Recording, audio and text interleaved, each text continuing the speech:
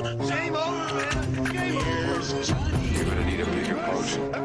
Why so serious? I am Iron Man. This is a tasty burger. Welcome to the In Session Film Podcast. Welcome to more of episode 600 for September 3rd, 2024, and I'm JD Duran. And I'm Brennan Cassidy. We are not done.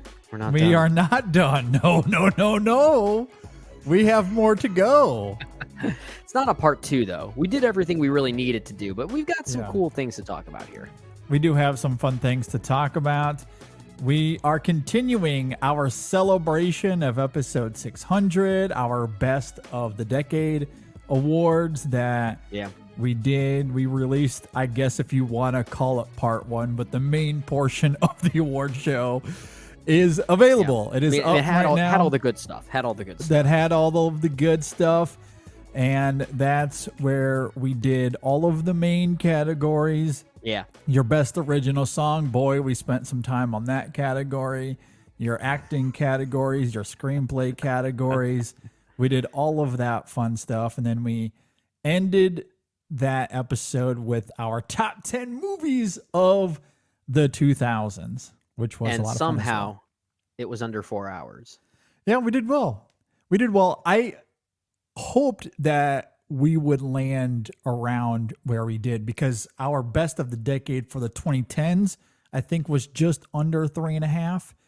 I think we went a tad longer with this one, but I will take blame for that because I prolonged best original score by quite We talked about that one for a long time. We did. Yeah. And I struggled with that category. You can hear the wheels spinning in real time as I was trying to figure out that category. It was fun. Yeah. It was stressful. I will say at least the length of this particular episode was better than when we do our usual end of the year awards when it's usually 4 of us. We usually bring a couple guests on for that. That's the reason why we do those part 1s and part 2s, and the whole adventure usually ends up being close to 8 hours of podcasting content. So we did all of that with just the 2 of us for about 3.5 hours. I'd say we did pretty good. And we covered a full decade. We didn't just do 1 year. We covered a full decade. Absolutely. So it was certainly a more extensive episode than usual, but given the task at hand, I think we condensed it to a reasonable length, at least for us, for in-session film. Maybe not everybody else, but for us, I think we did a good job. But we are not done, of course. As I noted, if you listen to that episode, there is more to get into because at the In-Session Film Awards, again, if this is your first time joining us for our award show, we have these unique categories. In the main portion of this episode, as I noted, we did all of the normal categories, the conventional ones. The normies. I love it. However, we also include these unique categories for our year-end show. We're going to do them here for Best of the Decade as well. And that includes our individual special awards. Yeah. And that could be anything that Brendan and I make up that's not a part of the collective categories. And then we'll talk about Best Movie Discovery, Best Surprise Actor or Actress, Best Surprise Movie, Best Overlooked Movie, and Best Opening or Closing Credit Sequence or Scene. So those are the categories we're going to talk about here. And then we'll end this episode and thus the collective of episode 600 and our celebration here by revisiting our top 10 lists from each of the years that make up the decade. We're going to talk about the changes that have been made. Yeah. Because God forbid we grow and change. Yeah, they've changed. They've evolved. We'll talk about how they've changed, how it compares to our original list. That's really fun. And that's something we did for the 2010s Best of the Decade. I love when that happens. I love when it changes. Like because we always talk about movies being time capsules for their respective years. I like to think of ourselves as time capsules for our respective I guess, critic mindsets, right? Because they always change. It's a really fun exercise to do, and I think more critics need to do things like that and be more open to the fact that, hey, my top 10 years ago is not the same at all, and that's something we need to take pride in. Exactly. They evolve. It's just part of the part of becoming a different person, a better person, hopefully, a better critic. Either way, however you want to determine that growth, however, or whatever that means for you. But that certainly means that our list will change. And we'll talk more about that in the back half of the episode. So we're gonna start things here with the unique categories as it relates to the Best of the Decade awards. We're going to start with our individual awards. Again, these are categories that Brendan and I make up individually on our own. We have no idea where this is going to go. Brendan certainly knows some of my categories because I'm very consistent with this, but I don't know exactly where Brendan might go. Well, yeah, I know some of yours because I know what kind of stuff you like to talk about, and I look forward to hearing your thoughts on that. There's at least one category of mine that I might refrain from going into deeply because I think we share this specific category, so maybe it's something that we can talk about collectively. Sure. But there are a few others that I have that I can certainly dive into first. Okay, so what are your individual awards for Best of the 2000s? All right, so I have 3 categories, and like I said, one of them I think you're also going to be talking about, so I'll introduce that category at the end, and maybe I'll refrain from getting into any of my nominees because it's going to open up a very interesting conversation that you and I have already had regarding the 2000s, but it'll allow us to get a bit more in detail and in the weeds on this particular topic. Sure. But before I get into that, one of my categories is best or biggest reevaluation. So this is something we've talked about a lot when looking back on these years, movies that tend to get some type of resurgence or some type of reevaluation. And we've seen that a lot with movies in the 2000s. So I'm not following the traditional 5 nominee format for these. I'm using these as more of a topical conversational point, if that makes sense, because there are many films that have had their resurgence for different reasons, some more than others. But some of these films we've talked about on our episode 600 just yesterday as we're recording this, one of them being Steven Spielberg's AI. That is a huge example of movies that have garnered a new following and a new interpretation and a new reevaluation. So that's one you have to include there, along with movies like M. Night Shyamalan's The Village has been reevaluated. Another one being Michael Mann's Miami Vice. That's another great example. Yeah, that's a big one. We've been seeing a lot of people going back to the filmography of Tony Scott ever since his late and tragic passing. So a great example would be something like Man on Fire, which I think debuted to like a 40-something on Metacritic and doesn't hold a very high score on Rotten Tomatoes, if I'm not mistaken. And some people look at that film as a really great and artful action film of 2004 specifically. So that's another example of mine. I know a lot of people hold Ang Lee's Hulk in high regard, especially given the trajectory of modern superhero movies and how that one is such an outlier. Yeah, that's a fair point. Yeah, so that's another one. Michael Bay's Bad Boys 2, I feel like has been... I almost feel like I want to give that one the win just because it's Bad Boys 2 and it's hilarious. So that's another example you can throw into that. I also have, in some ways, the Star Wars prequels, the prequel trilogy, I think has kind of gotten a little bit of a resurgence, but I think that's less to do with the quality of the prequels and more to do with the way Star Wars as a property is being treated nowadays. Yeah, so for sure. It's more, I guess, reevaluated by association of just simply being Star Wars. But I feel like they could fall into that example. And another film that you and I think, slightly disagree on, Steven Soderbergh's Ocean's 12, I think is one that has also been reevaluated in its own way. And I certainly like that movie a little bit more than you, actually a lot more than you, if I'm not mistaken. But it's another one that falls into that example. If I had to give any one of these a win, if I were following those rules, I'd probably give it to AI simply because of how much we like it. So I might give that one the edge, but it's fun to see a lot of these movies garner new interpretations and a rediscovery of sorts, almost a rebirth of sorts. And there are probably a few other great examples that I didn't even get a chance to mention, but those are the first ones that came to mind as far as biggest reevaluations that we've seen in the 2000s. So that's my one category there.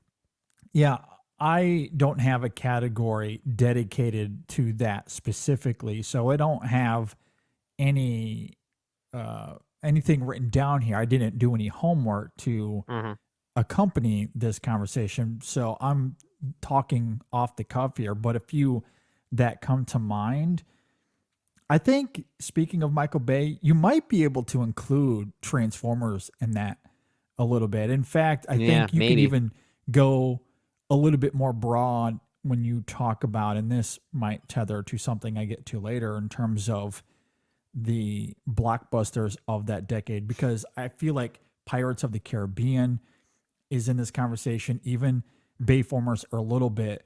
It's a little bit of that Star Wars thing that you were talking about when compared to the CGI slop we get today, the Borderlands of 2024, if you will.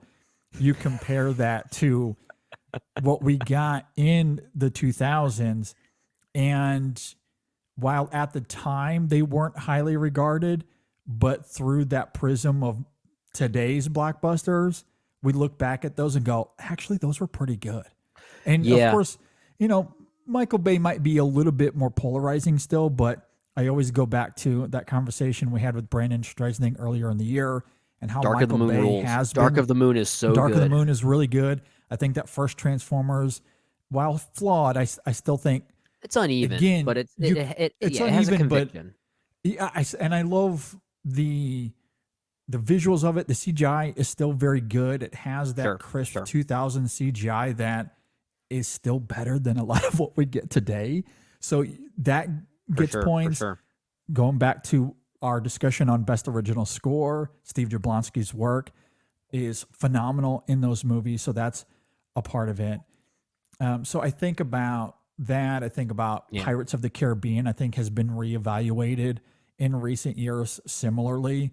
Those films were well received at the time, but it feels like there's more weight to them now, again, because all we get is this constant barrage of CGI soup where the effects are so sloppy and dull, and it just gives us more love for those movies. Yeah, I did almost consider the Pirates of the Caribbean films for biggest reevaluations of the 2000s, but it's really more for the two sequels.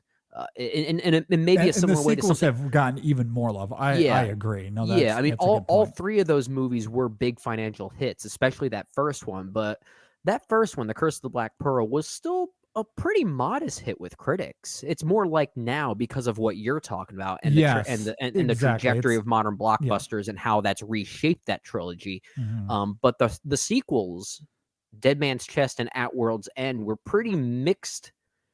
The response was pretty mixed from critics and audiences at the time, and I feel like those have been reevaluated in Those a similar have been way. reevaluated. In a similar way to something like a movie I actually didn't even mention, The Matrix Reloaded. I That's think is exactly another one. what I was going to bring up next. Absolutely. Yep. Yeah. No, But I I think completely agree. I think that's one I can also consider here for all the same reasons we've been talking about. So it's really interesting to talk about the idea of movies that have been recontextualized, given the landscape, given the fact that they were just simply misunderstood. They may have come out at the wrong time, or maybe they were just simply ahead of their time. Yeah. And it took a while for us to really start to understand that. So biggest reevaluation was one of my categories here.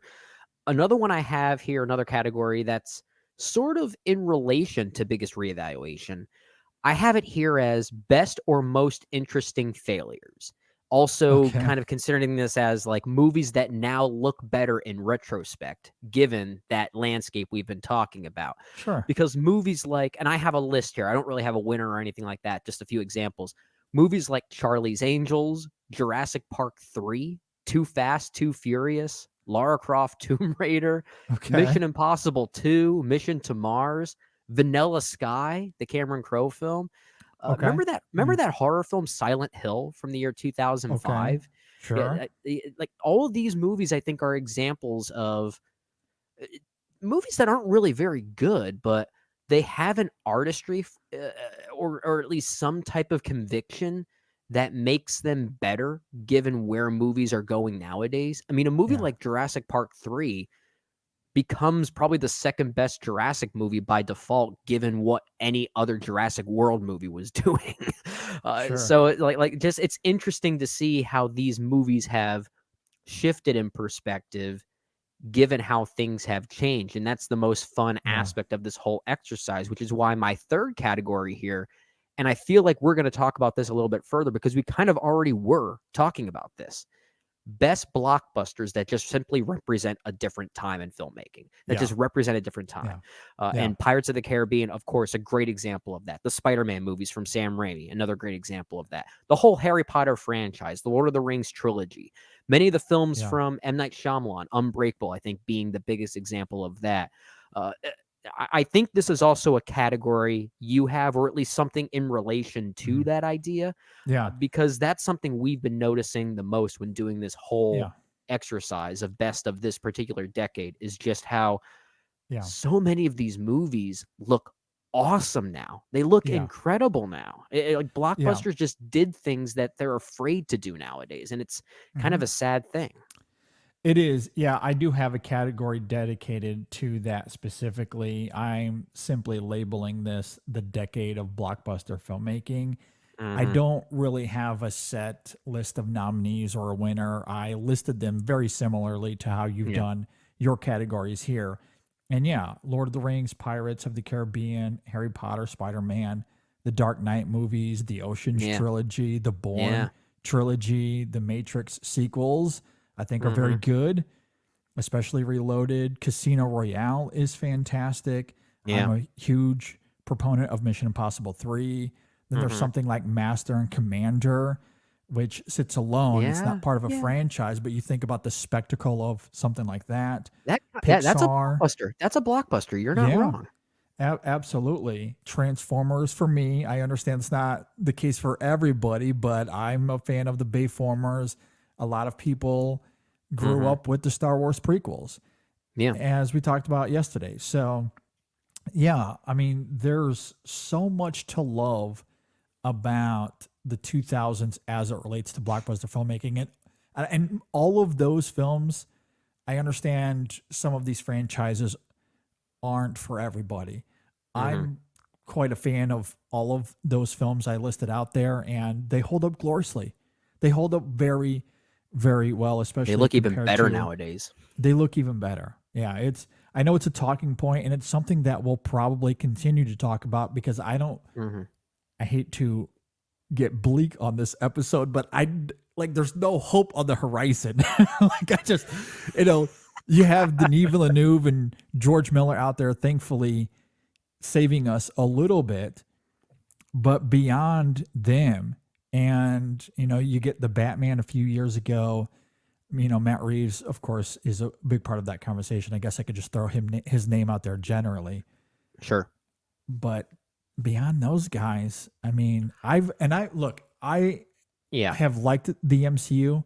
I have defended Marvel a lot over the years, and I still continue to enjoy those movies, but I can't sit here and pretend that the filmmaking is anywhere near what it was in the 2000s. It's just not there. Not broadly speaking. From time to Mhm. time, Marvel lets their filmmakers do their thing.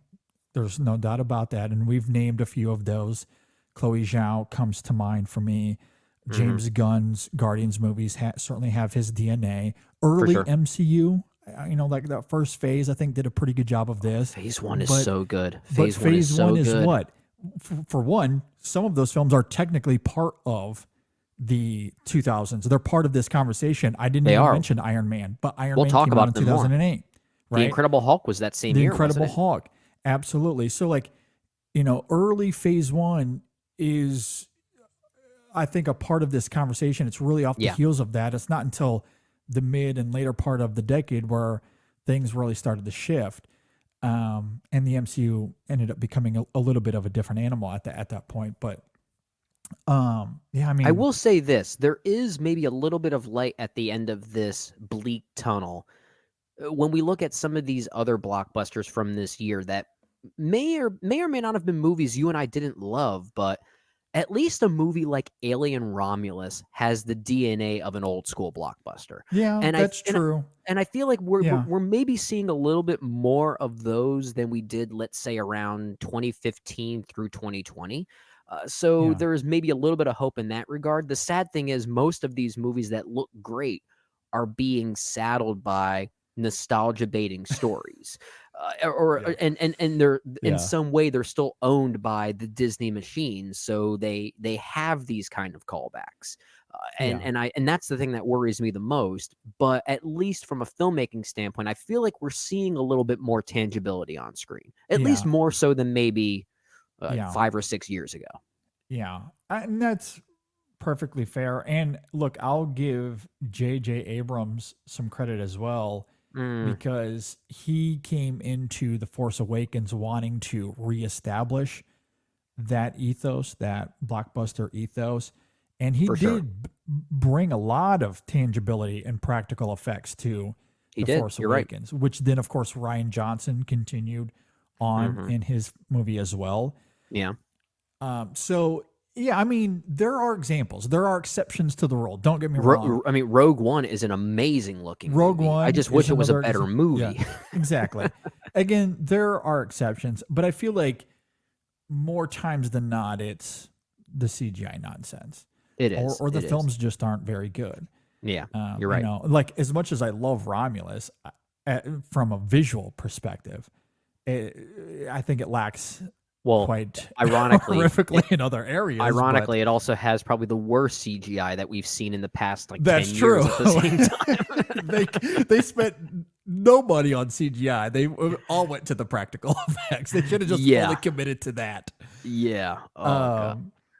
At any rate, the point here is to say the blockbuster filmmaking of the 2000s was kind of that perfect concoction of new technology, innovative technology, CGI that is really great and sharp and immersive, that is infused with a lot of practicality still. You know, Mhm. Even something like Transformers, I know that it isn't always clean. Mhm. And at times it might be a little jarring. But what is fascinating is you can tell that they are shooting on real streets and then throwing Yeah. CGI in the mix. So, like Yeah. when they're on that highway and Optimus is chasing one of those Decepticons, uh, like they're shooting on a real highway, and you can tell. We know that they did that for real, and Yeah. it comes through in the final product. Or Yeah, when even in the Ironhide, bad ones, even in the bad ones like Revenge of the Fallen, that yeah, opening action yeah, sequence, some of that was shot in Bethlehem, Pennsylvania, which is near where I grew up. I yeah, recognized some of those streets, and that yeah, does add a weird believability to something that yeah, is very unbelievable. yeah, exactly. I mean, I know, I remember vividly Michael Bay talking about this for the first Mhm. film, and you can see it. All the money is there on the screen. There's a Yeah. moment near the end as the action is unfolding, and Ironhide is flipping. So he flips upside down. He shoots his cannons at the street to flip himself back forward to gain some momentum, and the camera Mhm. swings underneath this woman who's screaming in slow motion. So you have an actual person Yep. there that is close up with the camera, and you get the street with all the stores, some of them blown to pieces, of course, but they're Yeah. on a real street. They're outside. And we know they're outside. Michael Bay's talked about how they manage this shot, and then they throw the Yeah. CGI into that practicality. Like that Right. film today is just shot entire green screen. And look, if you're James Cameron and you can pull it off, all the power to you. I love James Cameron. He That's is the exception yeah. to the rule, but That's the thing. Yeah, he's using it as an artistic choice and not as a crutch, as many exactly, other people are. exactly. And I just love the infusion of the CGI and practicality. That's my Yeah. point there, Yeah. and why I bring up Transformers. And obviously all of the like Spider-Man does the same thing. of course. The Dark Knight movies do this. I love how the 2000s, while they were still trying to figure out the best ways to use that technology, I think they did a hell of a job with it. Yeah. And I And love even it. when they did utilize that technology, sometimes it led to really great results. Yeah. If I were to name my top 3 favorite CGI creations as far as what I think are some of the best uses of CGI as a visual effect, Davy Jones in Dead Man's Chest, Yeah. Pirates of the Caribbean, is one of the greatest examples of that. It still looks It's still so great. real. It's I don't even know. amazing Is how there they pulled anything that off. even better? I don't. I mean, from this Unless you're. decade, maybe not. I mean, the only other thing I can think of is maybe some of the sequences from Steven Spielberg's Jurassic Park. Jurassic But Park, but sure. that was, even 10 years or so before Pirates of the Yeah. Caribbean. Mhm. So if we're only talking about the 2000s and we're talking about CGI specifically, the only things that come to mind are Pirates of the Caribbean, maybe some sequences from Lord of the Rings. Yeah. I But was gonna say Lord of the Rings. Yeah. yeah, I think those. I can't think of anything else off. I mean, Avatar 2009. So I guess that's the other example there. Yeah. Absolutely. And even that, like, that's kind of my, um, I guess the thing I kind of point to in terms of why I love the infusion of effect CGI and practical effects, because I don't think the visuals of Avatar 2009 hold up well. I don't. I'm not a fan. Yeah. There are aspects that do, but there are still a lot of aspects that don't. Yeah. I At the think where time, yeah absolutely. They where it were. does work is that at least given the mocap technology, it at least feels like these actors are emoting, unlike in Yeah. other Yeah. cases. The So mocap, yeah, for the sure. mocap's fine. Yeah. Yeah. I agree. Yeah, the motion capture I don't have an issue with. It's Mhm. more so just like the entire world building, maybe some like how the characters move within the action. Yeah, maybe some Like of the creature designs and some of those yeah, like things. that feels dated now. That's And fair. because it's an entire CG world, I think that's just the risk you take. Like the It's technology is going to it's at a point age. now it kinda looks like a 2000s DreamWorks movie. Yeah. Yeah, so like I don't think that entirely holds up. And then you couple that with, well, the story of Avatar is also derivative. It isn't the best. James Cameron, I think, does his damnedest to still make a good movie out of it, but Mhm. that is the one movie though, or the one blockbuster of that decade that, like, I'm kind of, even story aside, uh, Mhm. again, like that's Yeah, lesser that on the one's list in for the me. opposite direction, but thankfully Yeah. it has a sequel that is way better than its predecessor. Exactly. That one is, yeah. The Way of The Water Way is of Water great. is awesome. It Yeah, rules. No, I absolutely yeah. love it. But yeah, no, it was a hell of a decade for blockbuster filmmaking. I do hope that we Mhm. can find a way to get back to it. And like again, I think I talked about this when we reviewed Romulus. I'll take 1,000 Romuluses all day long. Oh, I'll take If Romulus over any of the I'd take that over the Marvels as an example, for sure. yeah, yeah, exactly. Okay. Sorry, I didn't mean to hijack that conversation necessarily. Did you have another category to No, get no, to, or that was that my was your final last one? one. Okay. I purposely put that one at the end of my Okay. personal categories because I knew you had more thoughts on it I and it did. may have Yeah. tailored to your own categories in some Okay. way. So I saw that as a kind of a transition in many Yeah. ways. Yeah. Yeah. So the decade of blockbuster filmmaking, that is a category for me here. So we do share that. As far as my other individual awards here. So we spent a lot of time talking about best original score. One All of right, my let's talk about these favorite score tracks. Exactly. One of my favorite categories is best score track. I have 10 here that I was able to narrow down. This was Okay. also very difficult, but for the sake of time, I did commit to these 10 nominations here. So I have, of course, the Pirates of the Caribbean theme, Hans Zimmer and Klaus Badot for Pirates. Okay. The track Hope Overture from Requiem for a Dream from Okay. Clint Mansell, I think, is an all timer. Incredible track. I really wanted to include that in my 5 for best original score, but ultimately landed for like that was a fun discussion, kind of getting there. Clint Mansell had a hell of a decade for scores, though, and that Oh is yeah, it's true. one of the best. And that particular theme lives alongside something like Hans Zimmer's Time track from Inception, in the sense that part of its greatness, or maybe not even part, a big reason that it exists on this pedestal is that it lives artistically, it lives beyond the film. Right. It's incredible how it's accompanied so many other pieces of art and media that enhance the thing that it's being involved with. For sure. And that's what makes that work of music just so transcendent. Mm-hmm. I also have the track "The Old Boy" from Cho Young-wook from the film Okay. Old Boy.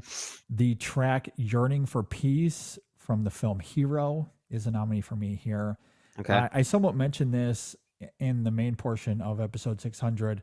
The track "The Gravel Road" from James Newton Howard in The Village gives me chills every single time. That track the violins, is so the good. violins in that whole score, it's just a It's thing so of good. absolute beauty. It is ridiculous. Oh my god, I love it. Absolutely love that track.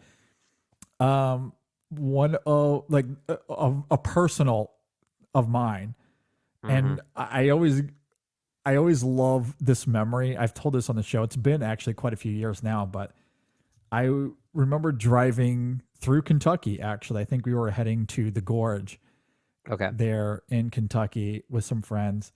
I played this track, and one of my friends, who clearly doesn't listen to film scores and hadn't seen the film, was like, "Man, that's a gorgeous piece of music. What is that?" And they talk about it as if there's this elegance behind it. And when you don't have the context of what film it's in, Yeah. there is kind of this tranquil quality to it, this beautiful elegance to it. I was like, oh, no, this is a track from Transformers. Steve Jablonsky, Arrival to Earth is the name of I it. love that. I love that. That is one of my favorite memories. But yeah, Arrival to Earth from Steve Jablonsky is such a banger, all timer. For sure. Absolutely For love sure. that. I also mentioned on the main part, when talking original score, A Window to the Past, John Williams from The Prisoner of Azkaban. Love that piece of music there. Howard Shore, Lord of the Rings, The Breaking of the Fellowship. I love the thematic cues there. Going back to Clint Mansell once again from The Fountain, Death is the Road to All. Absolutely devastating track from that film. And then my last one here, Spider-Man, main titles, Danny Elfman. Love it. And the whole score sounds like that. It's not just that one Yeah. track. Yeah, I love Those that are you my always top. pick this category. If I were to think off the cuff and pick at least one score track that I tend to go to, the one I listen to the most is probably Song for Bob by Nick Cave and Warren Ellis from The Assassination of Okay. Jesse James by the coward Yeah. Robert Ford. And thankfully, the whole score has similar undertones. But I think that one piece of music is one of the best compositions Nick Cave has ever done, whether it be in film or even with his band, Nick Cave and the Bad Seeds, or like any one of his side projects. I think it's one of the best things he's ever done. Yeah. The other thing too, I agree with that. I love that score. I also, where I struggled and ultimately kind of, I left it out. I mean, I love these 10, don't get me wrong. Yeah. I could have also done a 10 of just Pixar cues, because Pixar scores for their movies in the 2000s was incredible, absolutely striking. You know, a couple that come to mind is the marriage cue, Married Life from Married Life from Up. That one is somewhat famous at this point. It's kind of a jazz tune. Like I hear Yeah. that song, Married Life, and I think that would be a great like French gypsy jazz kind of song. And I've actually heard variations of it in that way, sort of similar to Like, you remember seeing the Woody Allen film Midnight in Paris, that Oh opening yeah, jazz? yeah. That is so reminiscent of Married Life from Up. It just goes to Yeah. show how Michael Giacchino really tries to capitalize on European jazz influences when he scores his Pixar films. It's all over Ratatouille and Up. It's incredible. Yeah. I love how he does that. It's very, very good. The Wall-E theme, I think, is also really great. And I love how it like incorporates sound effects of the character into the music as well. When you He is listen kind to of the an instrument. soundtrack, it's great. Ratatouille has some fantastic tracks as well. I'm sure you're very familiar with the score there. Oh, I love the score. Yeah, it's very good. Finding Nemo similarly has some really great cues to it. So yeah, I mean, I could have just done a Pixar lineup as well. Yeah, really Yeah, great I stuff. don't So blame you. those I don't blame you. those are my nominees for best score track of the decade. The next category for me here is best directorial debut. My 5 nominees here are Lynn Ramsey for her film Ratcatcher, which is number 9 on my list for the year 2000. Ramin Barani's Man Push Cart is one of my favorite films from the year 2006. Charlie Kaufman, Synecdoche, New York, my favorite film of 2008. I believe I mentioned that on the main portion of this. It was just outside my top 10. I think I had it at like number 11 or 12. Yeah. On my list for films of the decade.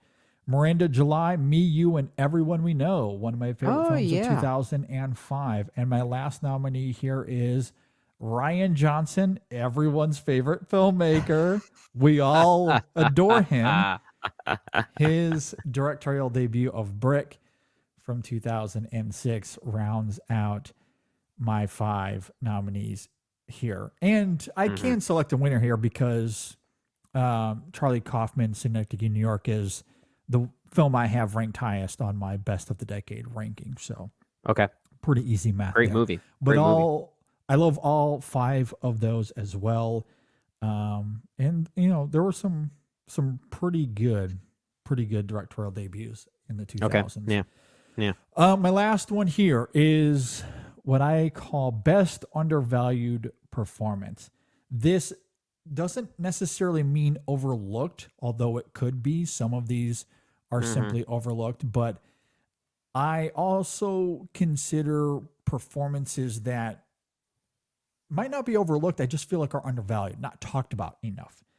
So I was kind of looking at it through the prism there, or kind of both of those perspectives. Kind of like an example where someone mentions it and you think, "Oh yeah, that was really good, wasn't it?" It's like you just kind of have that sort of reaction. Yeah, a little bit. Or the example I go to is, so for the 2010s, for example, in this category, I had Leonardo DiCaprio and his Oscar-winning performance. Okay. I think that's undervalued because people look at it and go, that sucks. He's done so many better films. It's not overlooked. It won an Oscar, but I think it's undervalued because I do think he deserved it, and I think it's way better than people give it credit for. So, It is a for very good example, that's performance. kind of how I'm approaching this. Gotcha. Okay. It is a very good performance, though. Yeah. All right. So my nominees here, Ahmed Rasfi and his performance for Man Push Cart. Max Records for Where the Wild Things Are. Where did he go? I don't know. That's a great question. That's a great question.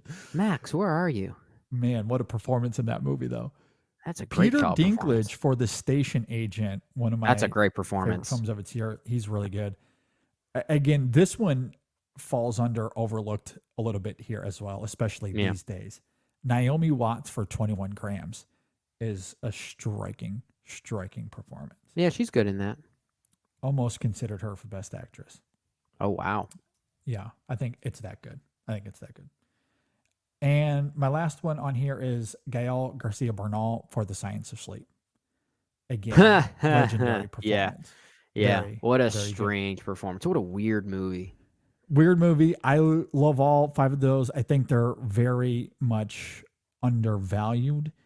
And I also have to throw in a little bit of a qualifier here. I picked those 5 because one, they're undervalued. I think they're deserved nominees. There Sure. are others that likely would be here, but I put them in the main categories, the main acting categories. Yeah. So like I think you can make the argument like Haley Joel Osment, for example. And I Oh, think he part fits of in it that for is sure, but it's also one of Yeah. the best performances of the 2000s. So it it's is. So I have I him. feel like he, I have yeah, him for best actor. I So feel I like did he not can't put do him both. here. Yeah, I'm with you. Exactly. I'm with you. So that's how I landed with these 5. Okay. Don't really have a winner. Just those are my 5 nominees for. Yeah, I don't think that you need category. a winner. Yeah, So but I think it's a great representation of some of the best work that we just don't talk about nearly enough. I agree. Okay, so those are my individual awards. With that, we can Alright. move on to best movie discovery of the 2000s. And this is going to be interesting. I don't know how you approach this. I tried to maintain a similar criteria as I do normally for our year-end awards. Yeah, I tried. I struggled. I Sure. struggled with this. Yeah, I Yeah. really did. Yeah, go ahead. Finish your thought before Well, I jump in. I was just gonna say because I didn't want to because we're going back in time. There are several ways to look at this, right? Mhm. You could consider performances, directors, what have you, that we discovered in the process of doing the retrospectives, meaning that people were already aware of them, but we really discovered them through doing the retrospective. That's one way to look at Okay. it. I didn't do it that way. I Okay, did I it didn't more. either. I didn't Yeah, I either. did it I more would have in an understand if Yeah, that was I the did it more approach. in an objective way as far as the world being introduced to these individuals. That's this more time. or less how I took it as well. Yeah. Like I didn't The want to reason- consider, like Alfonso Cuarón, for example.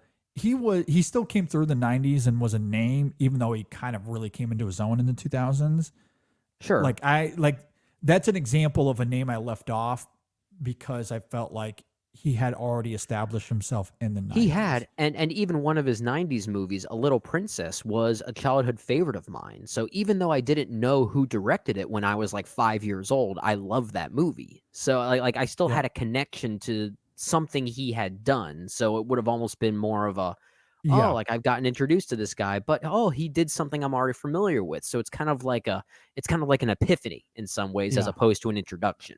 Yeah. But the reason Yeah. why I chuckled when you brought up this category was I'm like you. I always try to find varying degrees of discoveries, and what I mean by that is people in different roles. Like doing different things. Maybe a filmmaker as a discovery, a screenwriter, a composer, an actor, and I just kept falling on actors when it came to discoveries of the 2000s. Okay. I have 10 nominees, 9 of them are actors. It didn't really I didn't plan it that way. It's just like my mind kept going to these individuals, and these are individuals that either had a huge career because of these introductory points from the 2000s, or we at least so heavily associate them with these movies that we still talk about them in that way. Gotcha. Yeah. Okay. But of course, you talk about some great filmmakers that had great debuts in the 2000s, like a Ryan Johnson or a Lynn Ramsey. Technically, they Yeah. qualify as discoveries. One you didn't mention was Sofia Coppola for the Virgin Suicides. So even though the world was aware of her, they are aware of her for maybe not the best reputation, given her performance in The Godfather Yeah. Part 3. As a director, I'd Yeah. say that's absolutely a discovery for sure. Yeah, so she's my filmmaking discovery primarily because it was a rebirth of sorts. People associated Yeah, her in a different that's way. fair. All of a Yeah. sudden, she comes into her own in a new way. It's kind of a rebirth in that way. But a few other performers here that we really did discover for the first time in the 2000s were Gael Garcia Bernal and Amaris Peros, Kate Hudson in Almost Famous, Dev Patel, Slumdog Millionaire, Michelle Rodriguez, Girl Fight. I always mispronounce her name, but I'm going to try my best here. Ziyi Zhang from Crouching Tiger, Hidden Dragon, who I think was only 20 or 21 years old at the time of making that movie. A huge one here, Daniel Craig for Casino Royale. And even though he was a name for a little while, like he had a few films like in Road to Perdition and even Lara Croft Tomb Raider, we really took notice of this man because of Casino Royale. And my last nominee here, it's 3 nominees in one: Daniel Radcliffe, Rupert Grint, and Emma Watson for Harry Potter and the Sorcerer's Stone. Okay. Like, that is the definition of discovery in a lot of ways. All Okay. collective there. Yeah. And I feel like just like in many ways, as far as child performances are concerned, that first Harry Potter film is kind of a vehicle for discoveries in some ways. Yeah, for sure. And I at least had to include that in that way and single out those 3, given that they are the 3 leads. But Yeah. Okay. it was a great decade for names that we still talk about today. And to think Sure. that many of Yeah. them got their starts, whether they be in debut films or not, in this particular decade, I think is really interesting. Yeah. It's fascinating that while our broad criteria is pretty similar here, we did approach this category quite differently. For sure. And because I'm treating these unique categories similarly to the main categories we discussed on 600, I did limit my nominees to 5 for all of these, not just Discovery, but all of them. My individual awards is different, but I did for the rest of these. It was just Okay. movie discovery. I had a pretty extensive list because I can't quite say. I mean, I had a hard time saying that. Okay, Kate Hudson and Dev Patel, who's a bigger discovery between the two? I didn't really know how to differentiate that. yeah, that's fine. yeah. I'm simply articulating our approaches are For very sure. different. I did condense mine to 5 as I did for the other categories. Also, I approached this similarly to what I did with our Best of the Decade awards for the 2010s, and that I looked at discoveries and their entire body of work for the 2010s. I did Okay. consider that. There are, of course, one-offs, if you will, you could consider. For example, I thought a lot about an actress like Amy Adams. I love Amy Adams. She had a few performances in the 2010s or in the 2000s, excuse me, that were really great. Junebug, I love great her example. performance there. And that is the performance of hers that really stands out the most to me. Obviously, she had a few more in the 2000s. Yeah, Catch Me If You I Can do- was something I always think about with her in it. For She has a sure. very small role, but really commands the screen for the brief amount of time she's there. Absolutely. And then I think she really comes into her own as an actress in the early and then mid to 2010s. Sure. Yeah. And she is one of my favorite actresses working today. She's a bit on a losing streak and is in a desperate need of a win. I Okay, don't well, know if that's speaking gonna of that, happen this year, but speaking of that, did you see the trailer for Night Bitch yet? I did. I don't want to necessarily get into that here. We'll Just say maybe yay save or that nay. for the Just next. say yay or nay. I'm curious. I'm both. I'm yay and nay. Okay. We'll get to that on next week's show when we have Okay. more time. But Okay. that is to say, Amy Adams is one of my favorite actresses. However, I think there are stronger discoveries for me from this decade in terms of a body of work. So I did That's fair. consider that as far as part of my criteria. So that's how I landed on these 5. Okay. Because again, as far as one-offs go, or in the case of one of these filmmakers, there are actually 2 films of hers that I love. Kelly Reichardt. I mean, she's one of my favorites. How could I not have her in a 5? Yeah. Or Jeff Nichols. I mean, at this point, all we have is Shotgun Stories, which I love. And both of those, if I'm just looking at one film of theirs, then yeah, they would make the cut here. They're 2 of my very favorites working today. But again, I feel like the 2010s is when I really came to love them the most. So I didn't fair. really include them in my 5, if that makes sense. That makes sense. Yeah. So with all of that laid out, I know that's a lot of context to get to my nominees. That So means we'll just here- get the rest of these really quickly. Here are my nominees. Filmmaker, and also, I guess the last thing, I have a nice mix here Good. that I Good. am really proud of. I'm curious what you have here. I have Ramin Barani, director for Man Push Cart, Chop Shop, and Goodbye Solo. Phenomenal good run. decade. That's a good run. He had an incredible 2000s. Where's Saoirse he? Ronan, Atonement, and The Lovely Bones, specifically, was a huge discovery. Now, as far as actors and actresses go, I do think she really starts to come into her own similarly in the 2010s. But I think those two performances are extremely strong. I had Ronan nominated for Best Supporting Actress for her role in Atonement, and that I think gave credence to her inclusion here. Yeah, I almost included her. I don't like her in The Lovely Bones, if I'm being honest. I don't think there was a good performance in that movie at all. That movie's a huge miscalculation all across the board for me. And if I did like that performance, I probably would have included her here because her breakthrough in Atonement is one of the great child performances It is of the great. 2010s. I agree. It's so good. Yeah, that's fair. I don't love the film. I do like her, though. I do like her. I don't think she's the problem. I just don't think she overcomes the film's problems. I don't think anyone can overcome that film's problems. Well, then it's still a bad performance. No, I disagree. I think a good performance doesn't have to save a movie. I'm not saying it saves the movie. I'm just saying the problems of that movie are so bad, no actor can actually make anything good out of it. And even her performance just is baked in the film's problems, and it doesn't overcome anything about it. Okay. Yeah, I just find it bland. I find it bland. Okay. I think it's good. Okay. I think it's warrants a nomination here. I guess we can spin our wheels on that all day long, but I know, right? it's not a great movie. I think she's good in it. I'll just leave it at that. And you couple that with Atonement, which is an phenomenal performance. So Saoirse Ronan makes the cut here for me. Moving to the world of composing, Clint Mansell. I mentioned this on the main portion. Requiem for a Dream, The Fountain, The Wrestler, Moon. Those four in particular, phenomenal. Moving to directors, M. Night Shyamalan, Unbreakable, The Sixth Sense, Signs, The Village. That run, are you kidding me? Now, I know the back half of the 2000s. I don't know. Lady in the Water is a bit of a dip. You can include it. Yeah, Lady in the Water is interesting. I agree. And by the way, you know who shot that film? The DP? I think. Wait. Why am I blanking on this?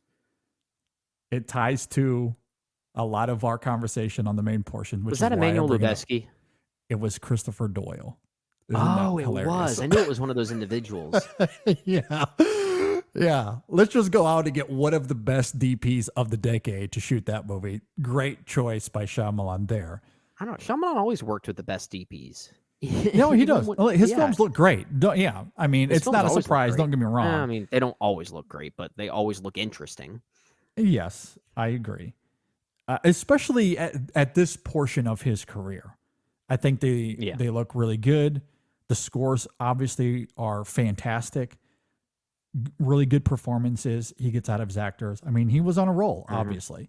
Yeah. I mean, you can even include Lady in the Water if you want to. Obviously, the next few after that, not the best work. But the front half of that more than makes up for that, right? Like, iconic run there.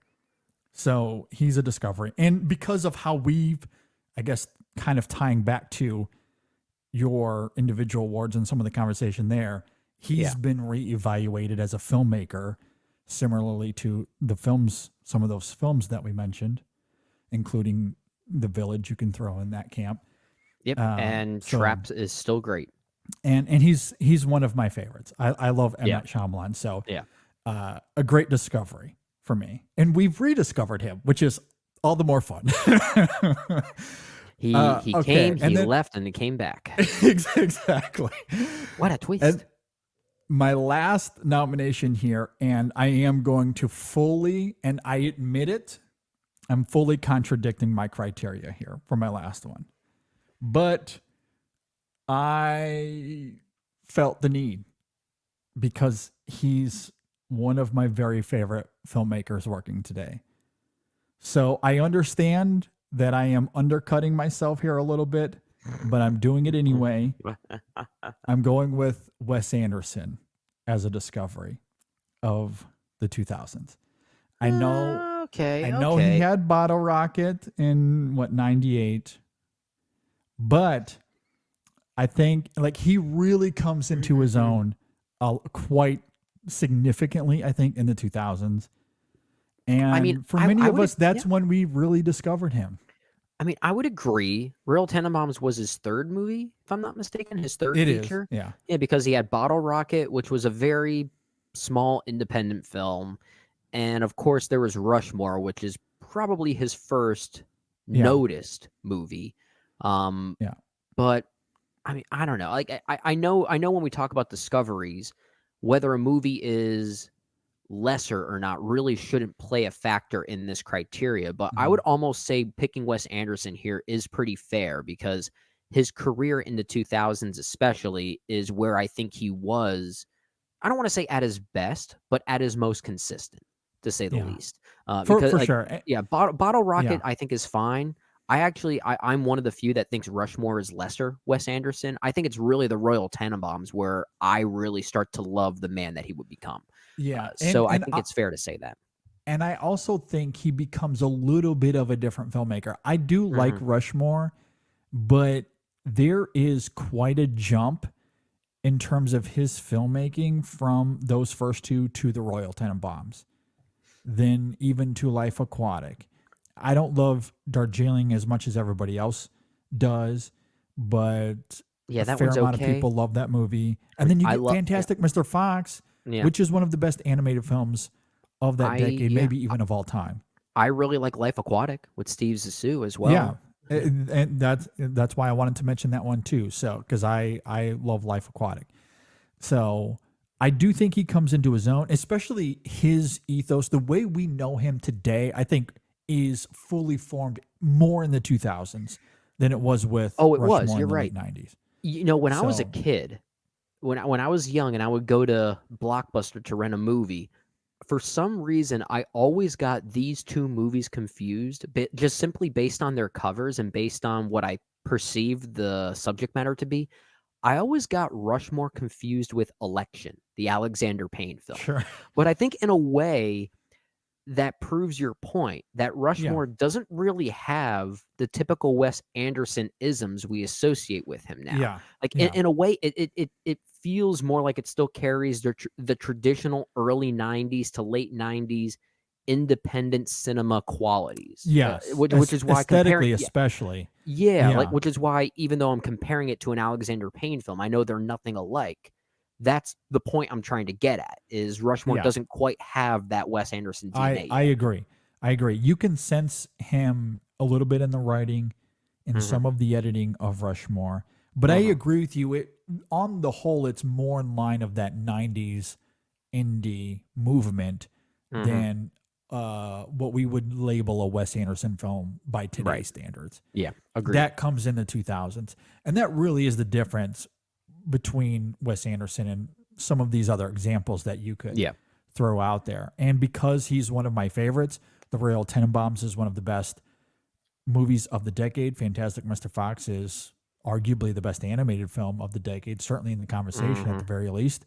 And in the other films that he has in that decade, I do really like, especially Life Aquatic, I think is quite good. So I felt compelled to throw him in here as far as my last nominee for Best Movie Discovery. Yeah. And he would be my winner here.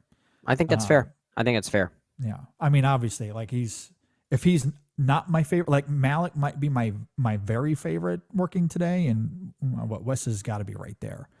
Oh yeah. So, top three.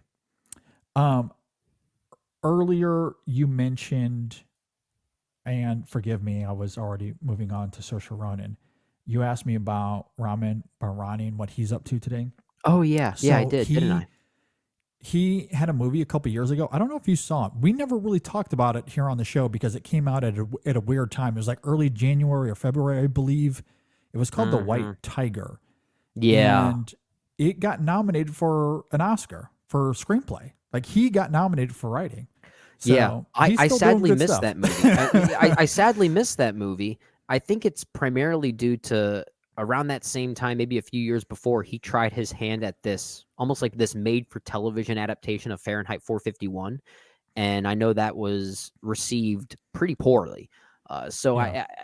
I guess I had this unfortunate and ignorant perspective that he wasn't really up to anything worthwhile, but apparently the White Tiger is worthwhile. And I think he has another project coming out pretty soon, if I'm not mistaken. I don't know if it's a movie or a television series, but I think he's at least up to something new. Yeah.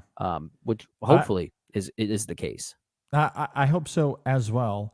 Because I did like the White Tiger. I wouldn't have nominated it for an Oscar or anything like that, but I thought it was quite good. And it's interesting to watch something like that in context of his work of the 2000s, which was much more indie.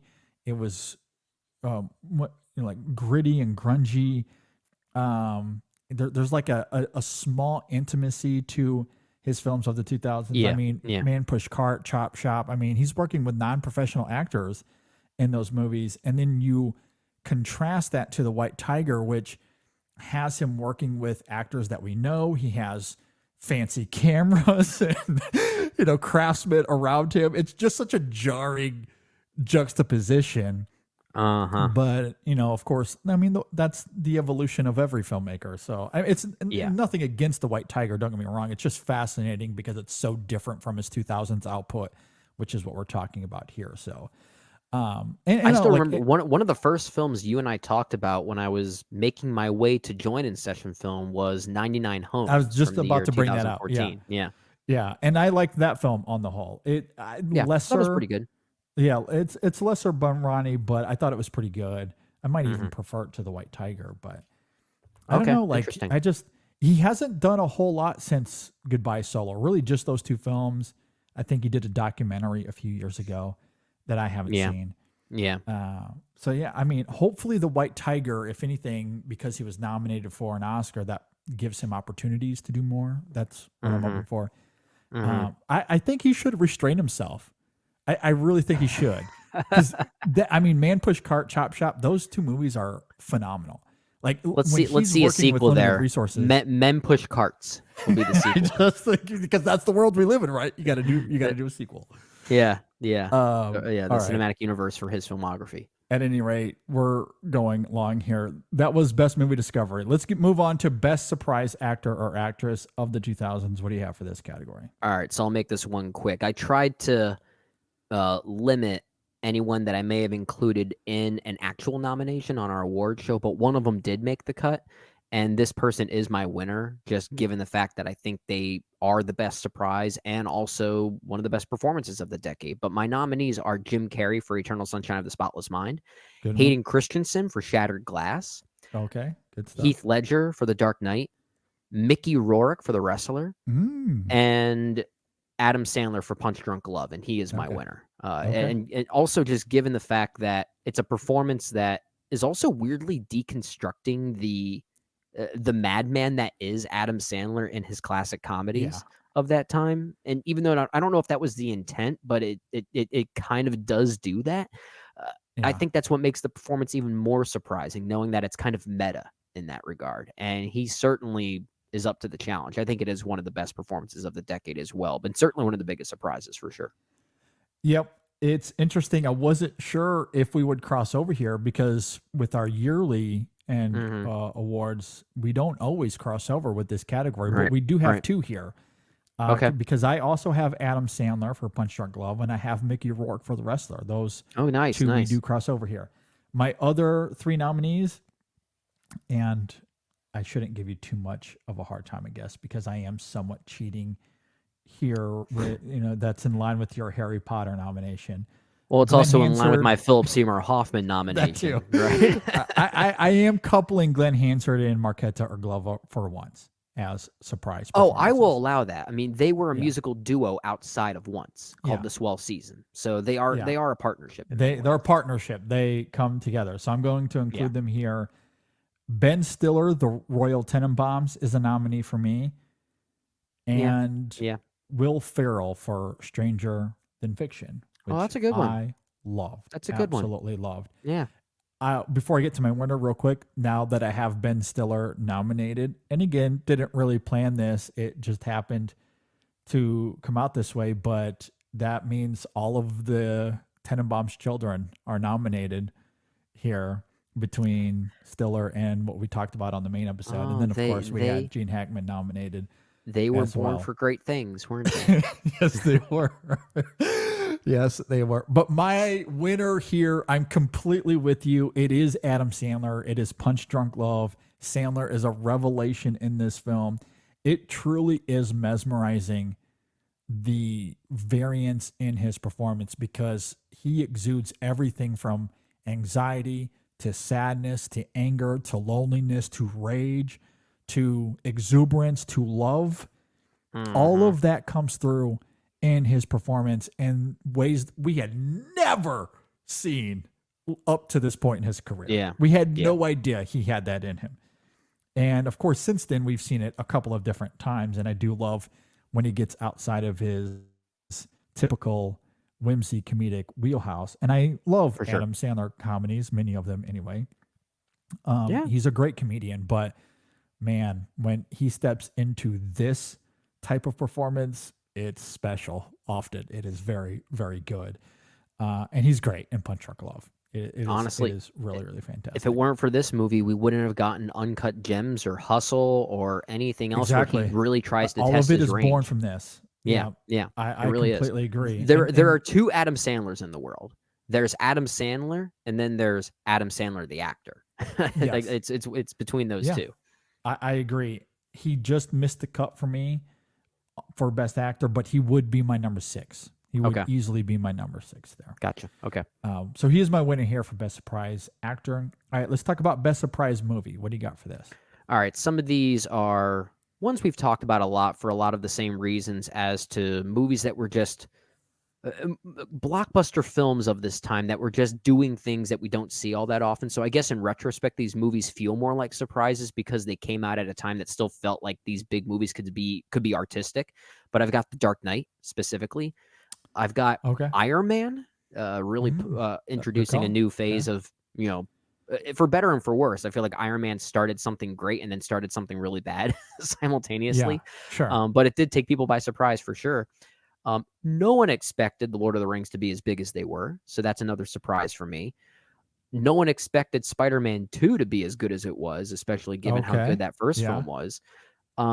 My winner here is kind of an interesting surprise. I'm going with M. Night Shyamalan's The Village. And it was a surprise. It was a surprise at the time for probably the worst reasons. And now it's being reevaluated for those exact reasons simultaneously. So it's kind of ironic as a surprise movie now.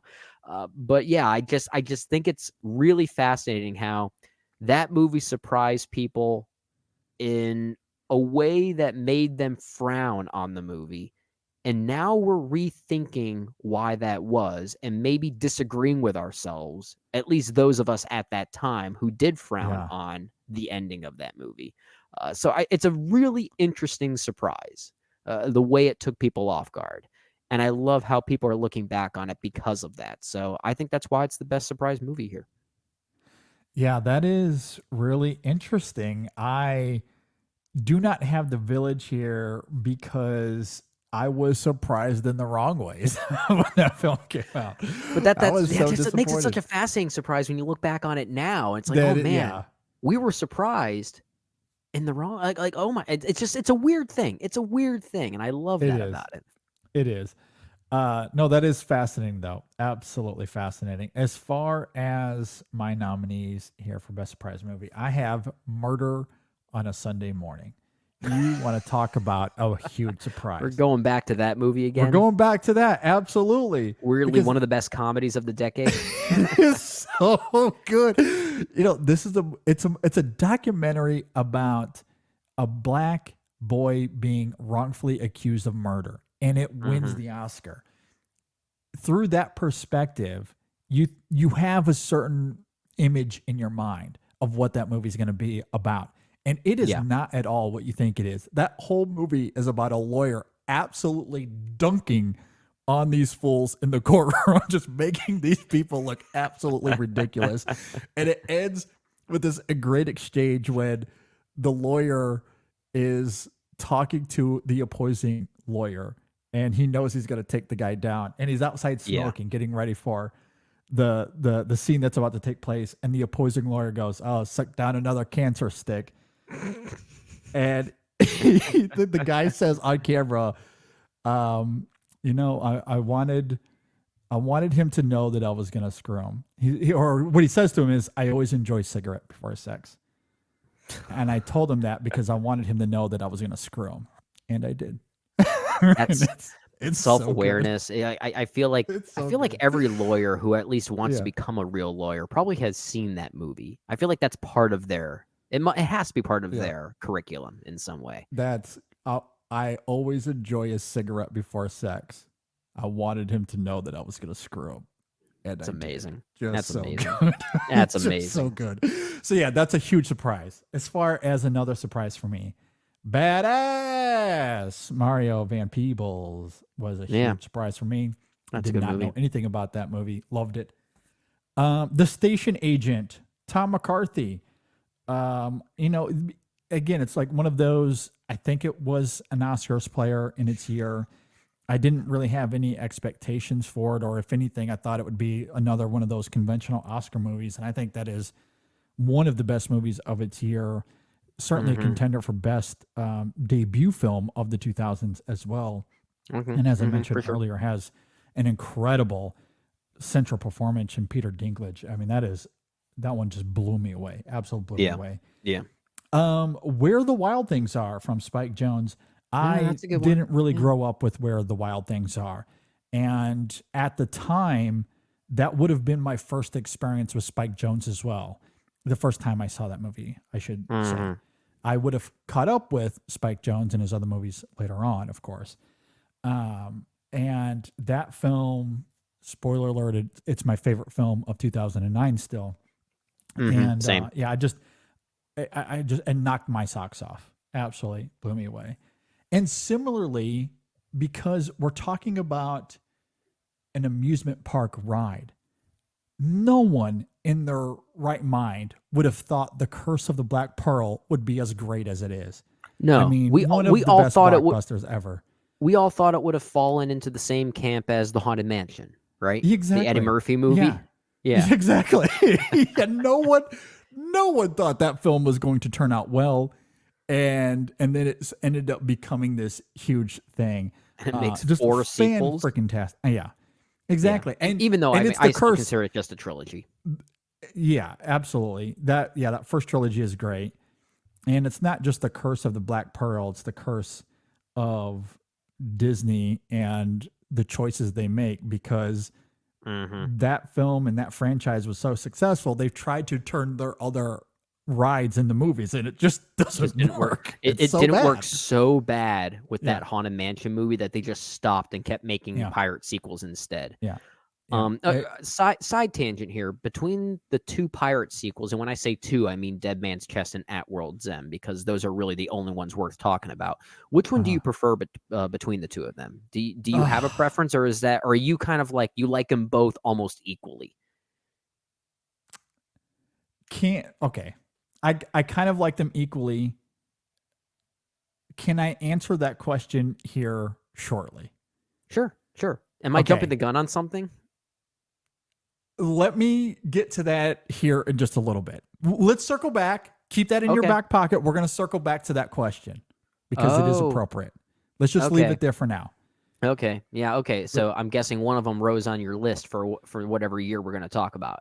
We'll get to that here Okay. shortly. Okay. All right. Just leave I'll it there. remember that. I'll remember that. It's in the bank. But my winner here is Curse of the Black Pearl for those reasons. Okay. It isn't necessarily the best movie. Again, that's probably Where the Wild Things Are, my favorite film of 2009. I think I had that at like number 13 on my list. But in terms of the surprise factor, I mean, yeah, we all thought The Curse of the Black Pearl was going to be awful, Disney garbage, and then it turned out into what it was. Okay, so let's get to best overlooked movie. What do you have for best overlooked movie? Well, one of my best overlooked movies you actually had in best surprise movie. That is Badass, the Mario Van Peebles film. Badass. Oh, Yeah, that's so the- I feel like we have to say it that way. Badass. I know this is just the way it's spelled. I can't I help know, it. but I feel like we need to yell it. There's an exclamation Yeah, point there, too. exactly. Badass. that. I'm not doing that. My voice is already sore as Fair, it is. yeah. But anyway, Yeah. Badass is one of my nominees for Best Overlooked Movie alongside American Splendor, the Paul Giamatti film there. The Proposition, the John Hillcoat film, the Western there, I think is really good. Last Days, the Gus Van Sant film. And lastly, the Triplets, I always mispronounce this, the Triplets of Belleville, the Yes. animated film, the French animated film. This was, I don't really have a winner here because I think all of these are worth recognition in some way. I think the best movie, or at least my favorite movie of these five, is probably the Triplets of Belleville, if I'm not if I'm being Okay. honest. Maybe the Proposition. American Splendor actually has one of the best leading performances of the decade. We didn't really talk much about Paul Giamatti and the career that he had in the 2000s between a movie like this and Sideways, another great Yeah. performance there. Sure. Yeah. So there are a lot of different factors here. There's also the predictive nature of Badass, and it feels like a film that could have come out today in a lot of ways. Yeah. Yeah. The Triplets of Belleville is probably my favorite of the five, though. So I'll give that one the win just because it was a movie that felt like it was tailor-made for me. Okay. Yeah. Good stuff. As far as overlooked movie for me, I have the aforementioned Ramen Barani for Man Push Cart. Hirokazu Koreeda's Nobody Knows, because nobody knows that it exists. It's a great movie. They should know. I know they should. Zhao Yimou's Hero. Steven Soderbergh. Let's bring him back into the fold. His film Solaris. He had a great decade, but nobody talks about Solaris. And I think it's actually good. It's good. Good movie. It's a good movie. And then I talked about her earlier as well. Kelly Reichardt for Wendy and Lucy. What a great movie that is. I love it. Deeply love all five of these movies. The disparity between them is razor thin. But my winner here is going to be Hirokazu Koreeda's Nobody Knows. And I think what's so fascinating, we did review this when we did our 2005 retrospective, if you want to go and check that out. But what's fascinating, and to bring this up once again, because I'm assuming a lot of people listening to this have not listened to that episode or that review. But I'll quickly say, this film is a fascinating double feature to Shoplifters, a film is, that came out in 2018, but people love it. They talk about that. That's certainly Koreeda's most popular film to date. But this film is kind of the complete antithesis thematically, and that's what makes it a fascinating comparison, because Nobody Knows is a film that portrays parents who want nothing to do with their children and abandon them completely. So it's kind of this reverse. That's a like hard Shoplifters is almost the answer to this film in some ways, or the reverse coin. And it's really interesting to see how that plays out. Of course, it's done in a very Coretta way, and I was just so deeply moved by it, and it's just fantastic. So it's a beautiful film. It's a beautiful film. Beautiful that Coretta movie. guy knows how to make movies. He knows how to make movies. So that is my vote for best overlooked movie. All right, and then the last of our unique categories: best opening or closing scene. What do you have for this category? Yeah, so the full category here is best opening or closing credit sequence or scene. And I usually like to take it more literally by talking about credit sequences, because I do think there's an artistry to an opening or closing credit sequence that we don't often talk about. There was a point where we saw movies just start cold. They just have this cold open, and there would be no opening credits. And I kind of miss that. I kind of miss that charm. So I'm focusing on that avenue here, which is why my nominees are all related to that. And they include the opening credit sequence for Spielberg's Catch Me If You Can. The whole animation there, I think, is really quite great. The closing credit sequences for each of the Lord of the Rings films, the use of song, the use of landscapes, really the return of the king and the utilization of Into the West by Annie Lennox is probably the prime example I'm going to cite here. But I think those closing credit sequences are downright beautiful. The opening credits for Wall-E, set to the song Put On Your Sunday Clothes from Hello Dolly, just sets the tone perfectly. The opening credits for Wet Hot American Summer, playing to the song Jane by Jefferson Starship, is another great tone setter. My winner here, though, my last nominee, the opening title drop in Alfonso Cuarón's Children of Men. It's one of the most frightening things I have ever seen in a movie. Just the image of what happens post-explosion when that coffee shop explodes. We see a brief glimpse of someone who survived that impact, but what happened to them, only for it to then just cut to black and the title of the movie is right there in your face. That just sends a chill up my spine. So as far as a perfect tone setter, that opening title drop for Children of Men, I think is kind of an all-timer. So I'm going to give the award for best opening / closing credit sequence to Children of Men. Okay. Yeah, that's really great stuff. I love that. I love when we get to talk about that film and Alfonso Cuarón. It turns out he's great at what he does. I've been thinking about this.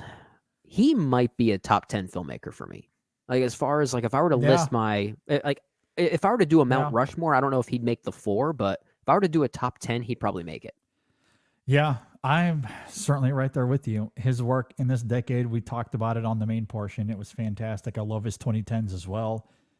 Yeah, he's really great. And the fact that I think a movie, fantastic.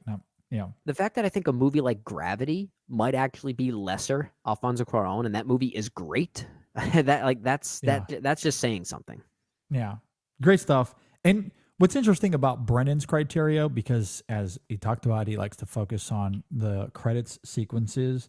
I don't really limit myself at all. I look at the opening scene, the closing scene, the credits as well. I tend to look at it all and decipher my 5 from there. With that said, when I looked at a lot of the films from the 2000s, and obviously there's so many to consider for this category, but there are 5 closing scenes that just immediately stood out to me that became my 5 nominees. So they're all closing sequences. They're all closing scenes. Yeah. Again, did not plan it that way, but I think when you're talking about some of the best scenes of the decade, they just happen to be the ending scenes of these films. That makes sense. So let's talk about them. Before Sunset, you're going to miss that plane, baby. I know. Miss that plane. I mean, know. Come on. Really great, right? Let me sing you a waltz. How about Anton Chigurh just killing everyone around him and walking away at the end of that film? Holy crap. Like, everyone left that theater completely depressed. Iconic image at this point. Everyone took a massive shotgun silencer to the chest. How about I drink your milkshake? I mean, come on. The ending to There Will Be Blood is an honor for me. Talk about surprise movies. I went into There Will Be Blood not knowing what to expect. I've never seen a movie do whatever that movie is doing. I've never. I mean, and honestly, I saw it in a theater that was a packed house, and everyone was with that movie. Everyone was really enjoying it, and I can't remember the last time I heard laughter followed by shrieks, followed by more laughter, followed by within a span of 10 seconds, all from each other. And then movie ends. You walk out on that volatility. Crazy. Right. Yeah, it's amazing. It's amazing. It's amazing. Yeah, that's why There Will Be Blood, No Country immediately stood out. Honestly, for me. I probably should have included that as a nominee because I talked about that title drop for Children of Men, but that closing title drop for There Will Be Blood almost qualifies for the exact same reasons. So good. My 4th nominee here, the ending to AI, artificial intelligence. Which figured that was going to be on your list. Yeah, absolutely had to include that here. And then my 5th nominee, Brendan. So tell me, what's become of my ship? Yes. Yeah, that's how you do a Pirates of the cliffhanger. Caribbean, Dead Man's Chest. That's how you ending. do a cliffhanger. Oh, that's how my God. Cliffhanger galore. That's the right kind of cliffhanger. Perfect. It is absolutely glorious, and I love it. If you're not moved by that, then you don't have a pulse. That's the moral of that story. You're dead. You're absolutely dead. I mean, those films are a ton of fun. And that is as perfect of a cliffhanger as you'll ever get. I mean, that is just incredible how that plays out. And the music, yep, how that accompanies it. That's why I had to include Pirates of the Caribbean and Hans Zimmer for scores of the decade. It's glorious. In fact, it is so good, and it leaves me on such a high that I will watch it as a hype up video when I go to play hockey. That's your walk-off music or your skate-off music, I guess. Exactly, because it leaves you on this high. You're ready. You're amped up. You're ready to hit somebody. Music, like when you skate off, when you're introduced, and JD Duran, what's become of my ship? Dun, dun, dun. Exactly. I'm ready to go. Put me in, coach. I'm ready. Oh, it's so good. It's so good. Yeah, I had to have it here. I had to. So I don't know if that answers your question or not from earlier, but I knew that this was coming up. Oh, so that's what you were referencing. Okay, that's what I was referencing. So does that answer your question that you do consider Dead Man's Chest slightly above At World's End in your ranking? Maybe. I think they're pretty close to each other though. You know, like I can think of great moments from both that I just absolutely adore. I mean, you're not wrong that if your criteria is which one leaves you on the better high note, then of course it's Dead Man's Chest. Yeah. If that's what has so much weight to it, then yeah, makes perfect sense. I do think At World's End is the better movie, but it doesn't have a moment like that. Yeah. Yeah. I mean, I will say, and I don't necessarily disagree. Again, I can think of these phenomenal moments in both. At World's End is probably the best movie of those two. That cliffhanger probably gives me the biggest high, but At World's End, a moment that comes pretty close to it though is Will and Elizabeth getting married on the ship and Barbossa's having to do the arrangement there. Yeah. For me, it's so the entire sequence in Davy Jones's locker, which that's also great. That whole hallucinatory sequence belongs nowhere near a commercial blockbuster like that. Yeah, just God bless. It's almost David Lynchian in execution. Yeah. You know, again, I'm not necessarily for going backwards, but I want to live in a world where we let Gore Verbinski cook. That's all I'm saying. That's all I'm saying. I think he has a new movie coming out pretty soon, and from what I've seen, the plot synopsis doesn't seem all that intriguing, but knowing him, he'll make it visually interesting. Yeah, he'll make it work. Anyway, my winner here is the ending scene to AI for reasons we've already talked about. It's one of the best scenes of the decade. We talked about that a couple of weeks ago, episode 598. We did best scenes of the decade. I think that was my number 2 on that list. So it is my winner here. All right. So that concludes the awards portion of best of the decades. And yet we're still not done. I want to talk about our year-end list. Let's talk about the changes that have accumulated over the years and how different our lists are now. Should we go... let's go to the beginning of the retrospective. So we're going to count down backwards. From 2009 to 2009. Yeah, because the 2009 would have been the first one we did in 2015. And I guess we don't have to do the year 2000 because we just did that retrospective a few weeks ago. No. You've got to change. Okay. All right. You've got to change. How dare you? Yep. And for those that are paying attention, you already know the change. I've already said it. Oh, yeah. Yeah. Okay. Okay. Yeah, you're right. Yeah. For those that are paying attention. All right, but we'll get to that at the end. Let's start with 2009. Where do you want to begin with this? What changes? What are the major changes to your list? Oh, there are a lot of major changes here. So when I look at my original list that we published, I'm looking here, 1, 2, 3, 4 movies are no longer in my top 10. Oh, wow. Okay, what are those 4? Those 4 that have moved down that are probably within my top 20 now are Sin Nombre, 500 Days of Summer, Adventureland, and District 9. Okay. They have been replaced by, well, I think I mentioned on our actual award show that I did recently catch up with Agnes Varda's The Beaches of Agnes, which you did as well. So that was a blind spot for me that now makes its way into my updated top 10 for 2009. That's at my number 4 now. And oh, wow. Okay. And another animated film that I absolutely love is Adam Elliott's Mary and Max, the stop motion animated film, which I saw after doing this 2009 retrospective that year we did it. So that's actually my new number 2. Oh, wow. Okay. Yeah. So my top 5 now is Where the Wild Things Are, Mary and Max, Up, The Beaches of Agnes, and then Fantastic Mr. Fox. And rounding out the rest of it is Up in the Air, Moon, A Serious Man, and some more changes here. Number 9 is Harry Potter and the Half-Blood Prince. And at number 10, I Love You, Man. I love you too, but what are you doing? I love you, man. Kidding. That's interesting. That's fascinating. Okay. Wow. Yeah. And I will say, I think 2009. See, this is what I'm talking about with Brendan. He always throws in these weird curveballs that no one in their right mind would have guessed that. That is a Brendan pick through and through.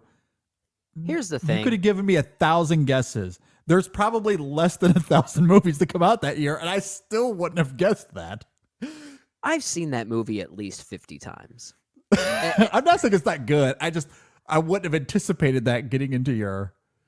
especially over something like Sin Nombre. Like, I would have never have anticipated that. Well, here's the thing. You know how much I love bromance movies or male camaraderie movies. Sure. I go for a movie like I Love You, Man for almost similar reasons I go for something like Everybody Wants Some. It at least has a similar embrace of that male camaraderie. And I think it does it really well. So like how often we talk about movies that acknowledge male platonic love. And this one does it in a very silly way, but it still does it. And I appreciate that. Yeah. And that gives it a really big edge. No, good. It's a good movie. I don't have it in my top 20, but I really like it. That's fair. That's fair. It's a good honorable mention. It's fantastic. It's so rewatchable for me. I might go back and rewatch it just after we record this episode. So I might go ahead and do that. Okay. Good stuff. So those are your major changes for 2009. Anything else beyond that? For the top 10, yeah. But a lot of those movies that did shift from my top 10 did make their way into my top 20, such as 500 Days of Summer and Adventureland and Sin Nombre. And I still have the Hurt Locker and Inglourious Bastards as movies that I really like that still make their way in there. Hirokazu Koreeda had a film from this year, I think, called Still Walking. It may have been 2008, but I think it got a 2009 release in the States. That would also be somewhere in my top 20, but that was one I caught up with later. So not in time for that retrospective, but still some good ones I didn't get a chance to talk about when we did that retrospective, but that's my new top 10 as it stands right now. Okay. That's really interesting. I've had some major changes as well. Where the Wild Things Are, still my number 1. Same. The biggest change from my top 10 as it relates to movies that were already there. Originally, I had The Hurt Locker at number 2. That has dropped to 7. So that was the biggest jump from any film in my top 10. Interesting. The biggest changes come with, as always, Claire Denis. Jumping into my top 5 is 35 Shots of Rum. That sits at number 4 for me right now. I have to admit, that's still a blind spot for me. Yep, that is my number 4. Great movie. So my top 5 as it stands now is Where the Wild Things Are at number 2, Fantastic Mr. Fox, which was 4 previously. That has jumped to 2. Okay. Here's the other biggest change. This was outside of my top. No, actually, I take it back. I thought it was outside my top 10, but I think it actually sat at number 10. The biggest change was not The Hurt Locker, it turns out. It is the Coen brothers, because A Serious Man jumps from number 10 to number 3 for me. Which I'm glad to hear. I think that's one of their best movies.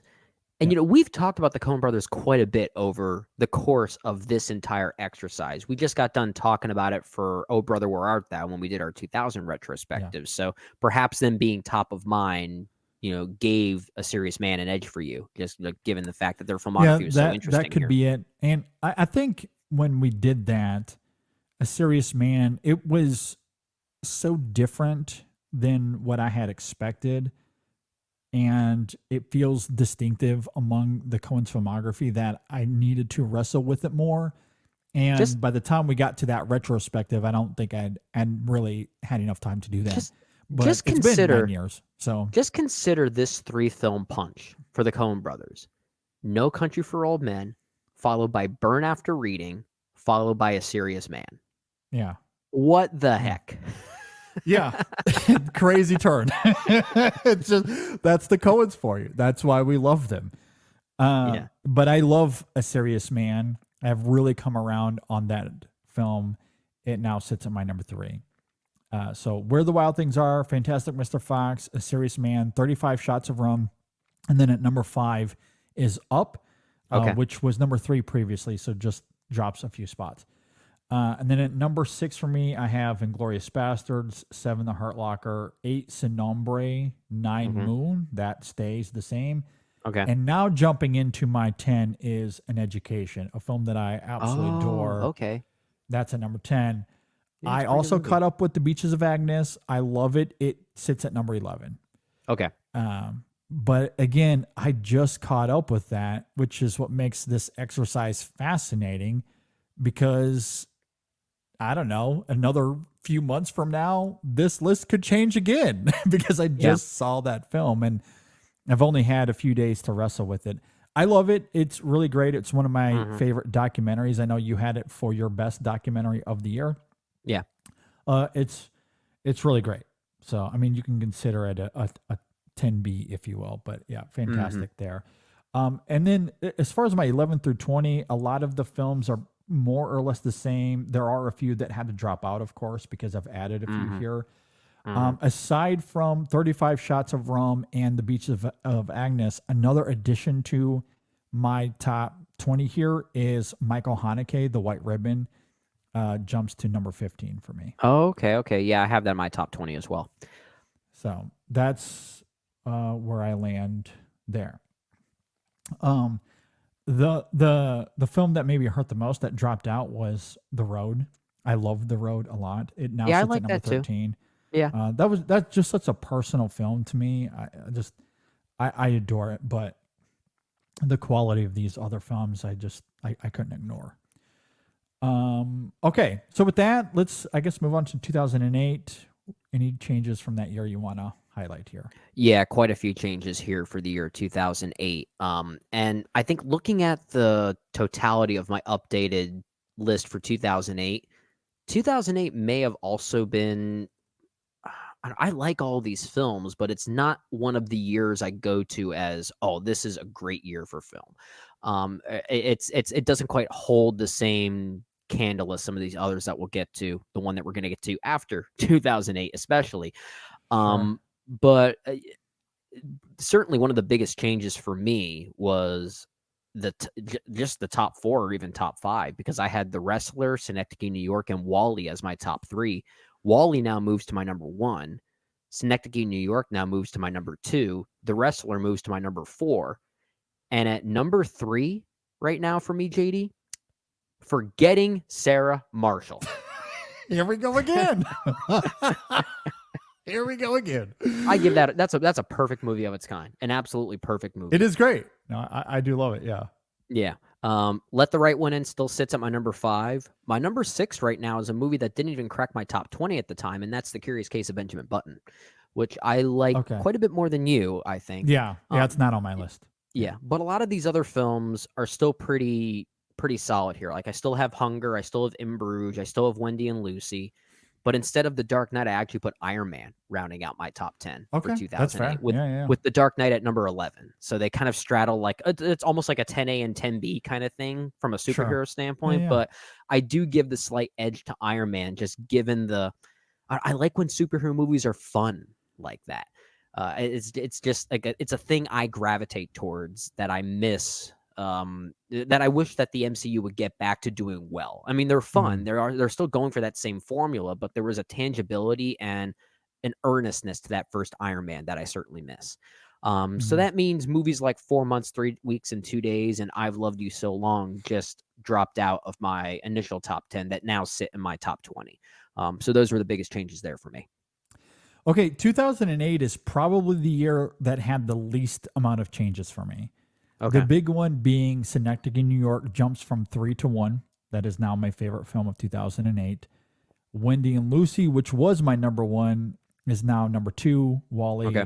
now my number three. So just a reshuffling of those top three. Mm-hmm. My 4 and 5 stayed the same. Hunger at 4, Rachel getting married. At number 5, The Dark Knight stays the same. Really, the rest of my top 10 stays the same after that. Interesting. The other big difference is that, again, as we talked about him before, Benrani's Chop Shop, which I love, now enters into my top 20, and that now sits at number 13. So originally Outside now climbs into number 13, and that is the biggest change from my 11 through 20.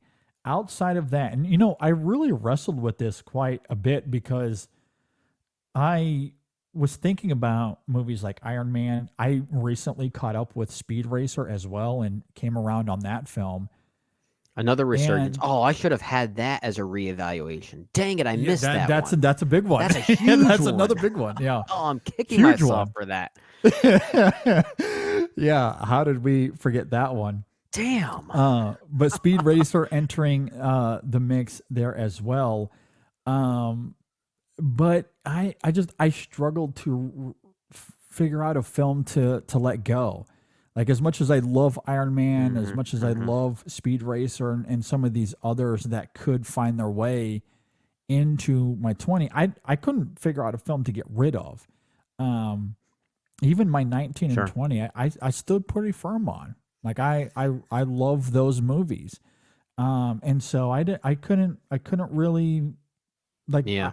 the list that I did originally, aside from the shuffling up at the top, honestly I was pretty happy with. So I didn't really change it all that much. Yeah, I did have a like it, few. so. I did have a few new additions to my top 20 movies, like The Visitor with Richard Jenkins squeezed into my top 20 as I updated this. And again, maybe given the whole landscape of blockbuster filmmaking, a film I do have in my top 20 now is Hellboy 2: The Golden Army. So, Okay. but aside from that, there are a lot of samesies as far as just generally landing in my initial top 20 and still finding a place there. Yeah, and we still have a lot of crossover. Like, I have Forgetting Sarah Marshall in my, like, I don't have it in my top 10, but I do have it at number 17. Like, it's in my let alone number 3. Let alone number 3. Exactly. I almost nominated it for original screenplay for the decade. Look, I was like, I'm that high on it. I do agree of its kind. It is fantastic. It's really, really good. And yeah, I could interchange it with some of those up at the, like, 11, 12, 13. But I'm happy with my list and how it shakes out here. Okay. So, Okay. And again, if any of this is confusing to the listeners out there, we will have all of this listed on the website. So if you want to look at it as you're listening to this, just go to insessionfilm.com. I probably should have mentioned that up at the top. Would have made sense. So you don't have to listen to us ramble. So you don't have to listen to us ramble. But yeah, love Forgetting Sarah Marshall, Tropic Thunder, The Wrestler, I've Loved You So Long. All of those still very much in my 11 through 20. Okay. All right, 2007. Let's talk about that. What do you got for that? So year? 2007. I'm hard pressed to say this is one of those years that did not change for me much at all, but in a way, it also kind of did. In actuality, this was really more of a reshuffling exercise of my top 10. Sure. Only one film in my initial top 10 left, and that was Away From Her, which was originally at number 8. That gets replaced by Before the Devil Knows You're Dead, which is now in my top 10. But as far as the rest of these, all of them are still in my top 10. It's just the order has changed. So Ratatouille is now my favorite film of this year, alongside The Assassination of Jesse James by the Coward Robert Ford. Then There'll Be Blood, then The Diving Bell and the Butterfly, then Zodiac, Once, Into the Wild, The Orphanage, Before the Devil Knows You're Dead, and No Country for Old Men. So that's my updated top 10, which is mostly the same as far as the films themselves are concerned. It's just the order has really changed. But the films themselves really haven't. Even the top 20, I still have movies like Atonement and The Bourne Ultimatum and Persepolis, Michael Clayton, Pirates at World's End, 3:10 to Yuma, Lives of Others, The Host. Most of them are still at play here. So not a lot changed. It was just more of a reshuffling exercise for me. Yeah, a lot of reshuffling for me as well. There were one. There's two. No, one. There's one change, one addition to the top 20. Okay. Now that I'm looking at it, but some reshuffling, and a lot of it is at the top, as you may have figured out when you listen to our award show, our Best of the Decade show, and those that listen to that 2007 retrospective. But for context, originally I had Once at number 1, No Country at 2, Zodiac at 3, There Will Be Blood at 4, which I mentioned on the main portion of this, and Juno at number 5. My top 5 now looks quite differently. I have No Country at 1, There Will Be Blood at 2, Zodiac at 3, so Zodiac doesn't move. At number 4 is The Assassination of Jesse James. That was originally number 9 for me. So that went does up for jump you. up Wow. quite, Okay. quite a few spots. Then Once, which was my number 1 originally, is number 5. Okay. Ratatouille stays at 6. Atonement stays at 7. Juno drops from 5 to 8. Number 9 is The Orphanage, which was number 8 originally. And then number 10 stays the same. This Is England. So a lot of reshuffling there, but the same 10.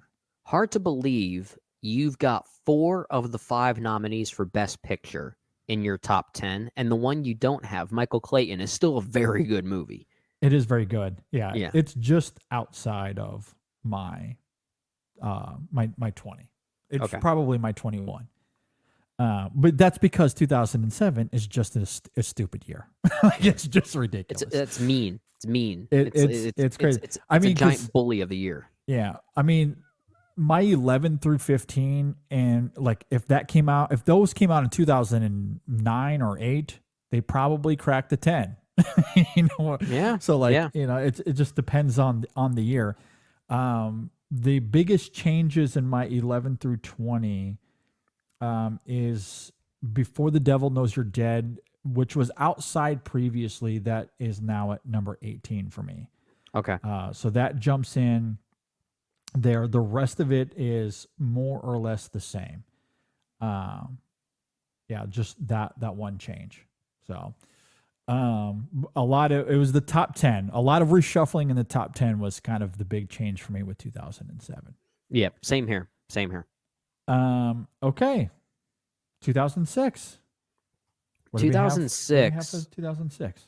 2006 was kind of another reshuffling exercise, but there were a lot more egregious reshufflings when compared to what we just talked about with 2007. Okay. The big one being my original favorite film of the year was Brick. Yeah. That's no longer in my top 10. What? Yeah, Wow, that's a surprise. That's at number From 11. Number 1 to outside. That's Yeah. wild. I don't know. That you don't see often. Now, Yeah, let me ask you this. I don't know what it was. Is it something that just kind of happened organically, or was it thinking of, looking at it from the best of the decade perspective, and Brick just didn't line up? I think it was a mixture of both. I think I just happened to revisit Brick at the time of this particular retrospective, and I was looking for something very particular that movie gave me. Okay. But I also think of movies from this particular year, 2006, that you and I maybe didn't love at the time that we've learned to love. A movie like Miami Vice, for instance. So like that was a new addition, given the resurgence of that movie, the fact that you and I, especially me, have found a newly found love for that movie. There's an importance to these other movies that I don't think Okay. Brick has.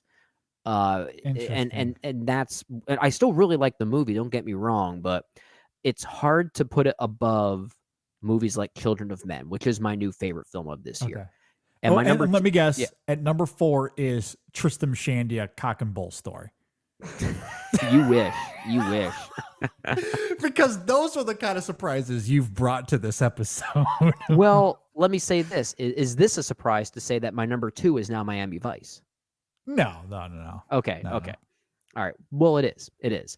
Okay. Yeah. And the rest of these here, it's kind of another reshuffling exercise of sorts. But I did put a little bit more weight on the Proposition and Pan's Labyrinth and Voltaire and Letters from Iwo Jima. Those round out my new top 6 there with The Descent and Bug and Marie Antoinette and Half Nelson. That all rounds out my updated top 10 there. There's yeah, Brick. I think that was just, it was a particular type of movie I just needed to relish in at the time of doing that retrospective. My head was just in that particular place, Gotcha. and that gave it a very temporary edge. Where does it sit for you now? Number 11. Actually, no, I take it back. I said number 11, but it's actually number 12. At number 11 for me is Old Joy, the Kelly Reichardt film. Oh, okay. Yeah. Interesting. Okay. No, yeah, I so did not. That's a pretty big update there. Yeah, that is a big update. Anything to your 11 through 20 that changed, or was it just the Brick? It was mostly let me double check that, as because I have the top 10 open here, but let me pull up the second tab to see if anything changed here. Yeah, The Science of Sleep moved down to my top 20. Little Miss Sunshine, because that was in your top 10 originally, wasn't it? It was, yeah. So okay. that's also in my top 20 now. That also dropped out. The Fountain also dropped to my top 20. Actually, yeah, it did. Little Miss Sunshine and The Prestige were both in my top 20. Those are no longer in my top 20. Actually, a new addition was Tony Scott's Deja Vu. Just catching up with that. That was okay. That was another new addition there. Okay, yeah, that's really interesting. I had a few additions as well. The biggest change up at the top was I did flip-flop Children of Men and Pan's Labyrinth. I did have those reversed. I had Pan's Labyrinth number 1 originally. But now I have Children of Men as my number 1. Man Push Cart, I think, was number 4 originally. That now jumps up to number 3. So just, again, a little bit of reshuffling there, because the main addition to my top 10, and it's somewhat wild that we're having this conversation, is Miami Vice. Good man. Number 5. You saw the neon light. Saw the neon light. And obviously that wasn't even close to my top 20 at the time. That may have been in your top like 60 or something like that, right? Perhaps. Yeah. Because I mean, I love Michael Mann. I liked the film before. Right. I know people get that confused. I liked it before. I just didn't love it. Like, I would have given it like 3.5 stars on Letterboxd. Like, I like it. Good movie. Just not great. And now I've jumped to great, obviously. Yeah. Gotcha. So that now sits at number 5 for me, with Letters from Iwo Jima there at number 4. Really, the biggest jump, or rather fall, from my top 10, I had United 93 at number 3 previously. That is now number 7 for me. So it's still in the mix there. I have Brick at number 6. I still love that film. Okay. Not quite top 5, but still really like it. Still one of the best directorial debuts of the decade, I think. And then the rest of my top 10 pretty much stays the same, with Ellen Font, The Proposition, and Stranger Than Fiction kind of rounding out the 10. Half Nelson does drop slightly from 7 to 11. The Prestige, Old Joy, still very much in the mix. And then Voltaire and Short Bus drop because I had to. I included Miami Vice, and The Science of Sleep jumps into my. That was originally on the outside looking in, but that now sits at number 18, as well as. So the third film that really enters the mix here is Tony Scott, Deja Vu. Yeah, good movie. In my top 20 now. So it's Tenet before Tenet. Yeah. Yeah, a little bit of Tenet thrown in there, for sure. Yeah, that movie ran so that Tenet could run in a backwards direction. Yeah, exactly. So I still love Short Bus, Little Miss Sunshine, Voltaire, very good movies. Those are the 3 that unfortunately dropped for me, though. So I guess that was kind of the biggest change from my 11 through 20. Okay. All right, 2005. What do you got here? So 2005, not many changes here. Actually, as I'm talking here, I just X'd out of of the list that I had that I wanted to reference here. So give me just a moment. But this was another one of those reshuffling exercises. Once again, kind of similar to what I talked about before. My favorite is still The New World. That's still the case. The other big change was Hustle and Flow at number 3. Now moves to number 2. The rest of these movies are mostly the same. The biggest change is Mysterious Skin, which was at my number 2, now actually falls out of my top 10. I have that at number 11 now. Okay. But the rest of these more or less kind of stay the same. If I'm looking at this right, really the only other change is the 40-Year-Old Virgin moves into my top 20, and it gets replaced by Brokeback Mountain. So that Okay. now finds a place in my top 10. But the rest of these are all Okay. pretty much there. Oh, actually, I take it back. There's one major new addition here, and this was a new addition when we did our Spielberg movie series. But Munich is now my number 3. Okay. Spielberg jumping up there. Okay. Yeah. So Munich in many ways replaced Mysterious Skin, and then Brokeback Mountain replaced the 40-Year-Old Virgin. That's now my new top 10. So it still includes Cache, Last Days, Nobody Knows, Capote, and Memories of Murder and Pride and Prejudice, rounding out the rest of my top 10 there. That really is the biggest change more than anything else. Okay. Yeah, that's really fascinating. As far as my 2005 goes, similarly, up at the top, there was like a couple of flip floppings happening. Nobody Knows was my number 1 originally.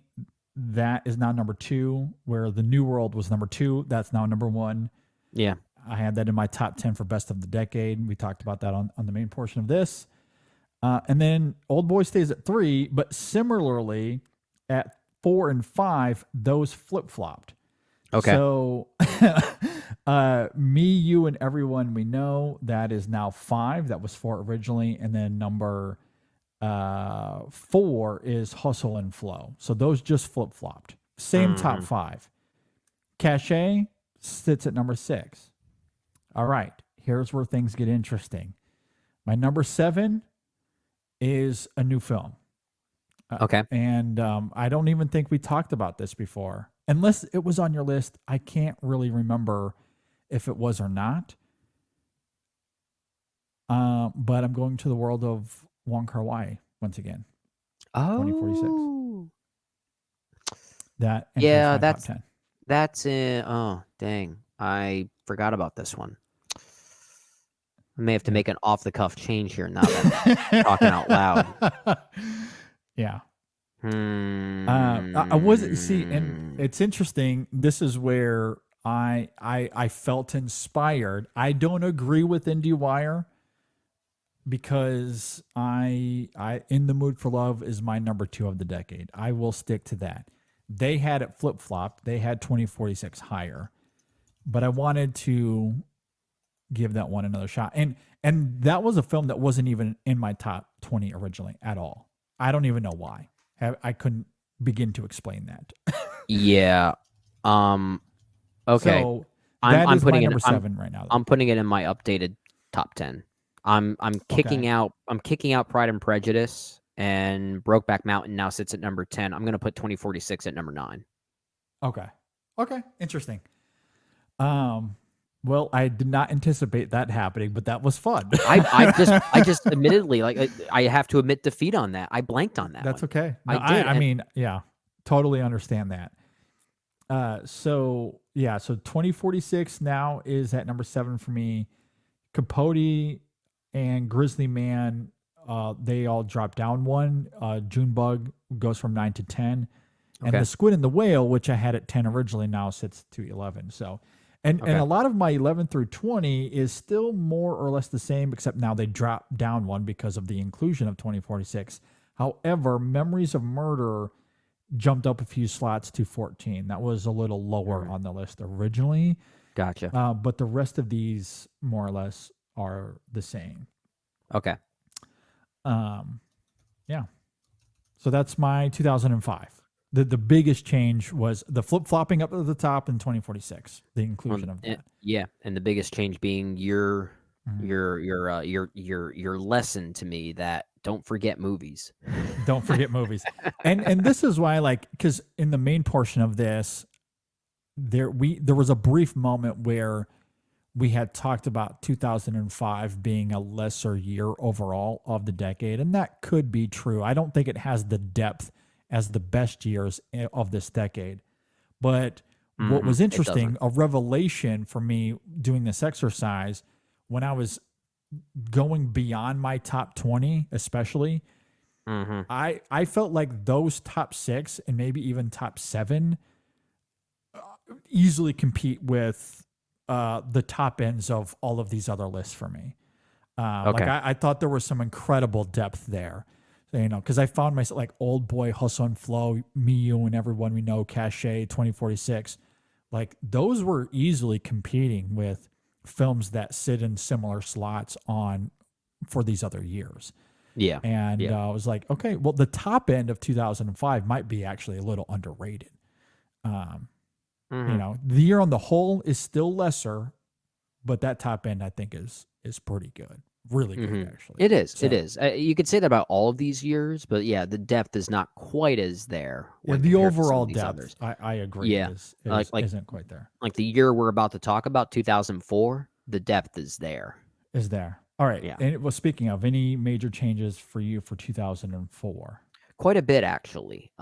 This was, I don't know if 2004 is the best year of this particular decade. I would say 2007 is a better year for film overall, but 2004 is still to this day the hardest top 10 list I've ever had to put together for any of these retrospectives, because I have like 14 films I want to put into a top 10.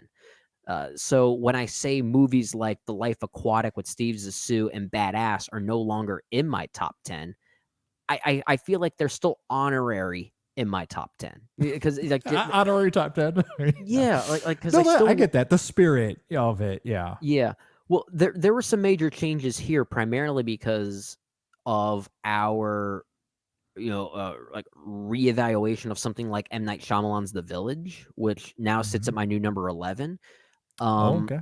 Yeah, so there's also Tony Scott's Man on Fire, which actually sits at my new number 9 now. Oh, okay. And in this exercise, I did give a bit of a jump to Kill Bill Volume 2 simply because I know that movie so well, and there's obviously a reason for that. That's now my new number 10, with The Village and Life Aquatic and Badass basically rounding out the rest of that top 13. Was Volume 2 out? That was outside looking in previously, right? That was number 11 Yeah, beforehand. okay, just on the outside. Okay. Yeah, and in a way, I knew that was going to make your top 10. I think in a way I put it at number 11 purposely at the time just to try to avoid even more crossover than we had. Just purposefully avoid. Yeah, Okay. I think it was more of a way of just, okay, we'll have 8 crossover instead of 9. Because I knew it would happen if I did actually include it at number 10. But in all actuality, it probably is in my top 10. The rest of these movies haven't changed as far as the movies themselves, but the order has shifted a little bit.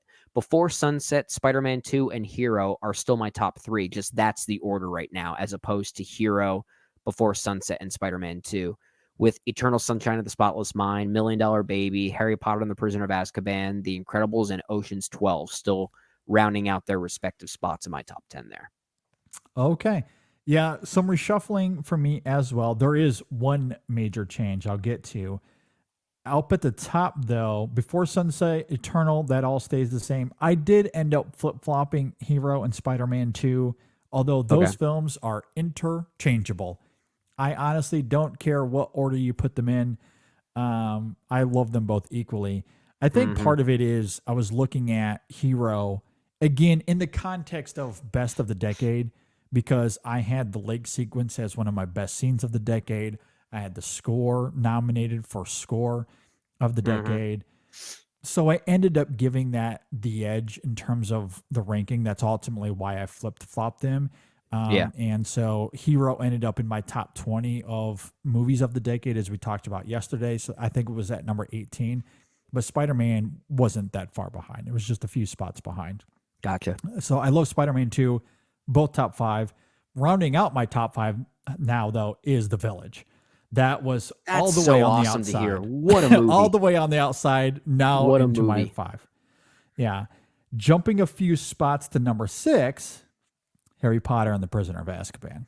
That's a good movie. Great movie. Alfonso You know, Cuarón knows how to make movies. He killed it. Absolutely phenomenal decade. And I love that movie. Absolutely adore it. Yeah. The rest of my top 10 is the same. They just dropped down a few spots. So The Incredibles, Kill Bill Volume 2, Badass, $1 Million Baby. Those were all on there originally. They just shifted down one. Unfortunately, Anchorman had to leave the top 10. It's now at number 11. The biggest addition to my 11 through 20 is Man on Fire. That was on the outside looking in. That's now at number 16 for me. Oh, good movie. The Great rest movie. of these are the same now. So, Okay. again, you can check out that original list at InSessionFilm.com. Yeah. And then you can compare the two. Yep. But yeah, those are really my only changes for 2004. Yeah, as far as the movies themselves, not many changes. I think we're getting to a point where we're not going to see as many changes with these original lists versus how we feel now, primarily because we're not as far removed from these particular lists as we were with, let's say, 2009 and 2008. That was definitely a fresher experience with those exercises. At least for me, like, we might not see as many changes. 2004 here, it's really just more of a reshuffling thing with a few new additions like The Village and Man on Fire. The Village, Man on Fire, those are the big ones. Yeah. Same thing with 2003 for me. I have some significant changes here. Well, so what do you have? Okay. What do you have for 2003? I'm curious to hear what your significant changes are, JD. 2003, my full top 20. There's no change whatsoever. There's none. It's the exact same. It has not changed for me at all. It is still the exact same for me. Okay.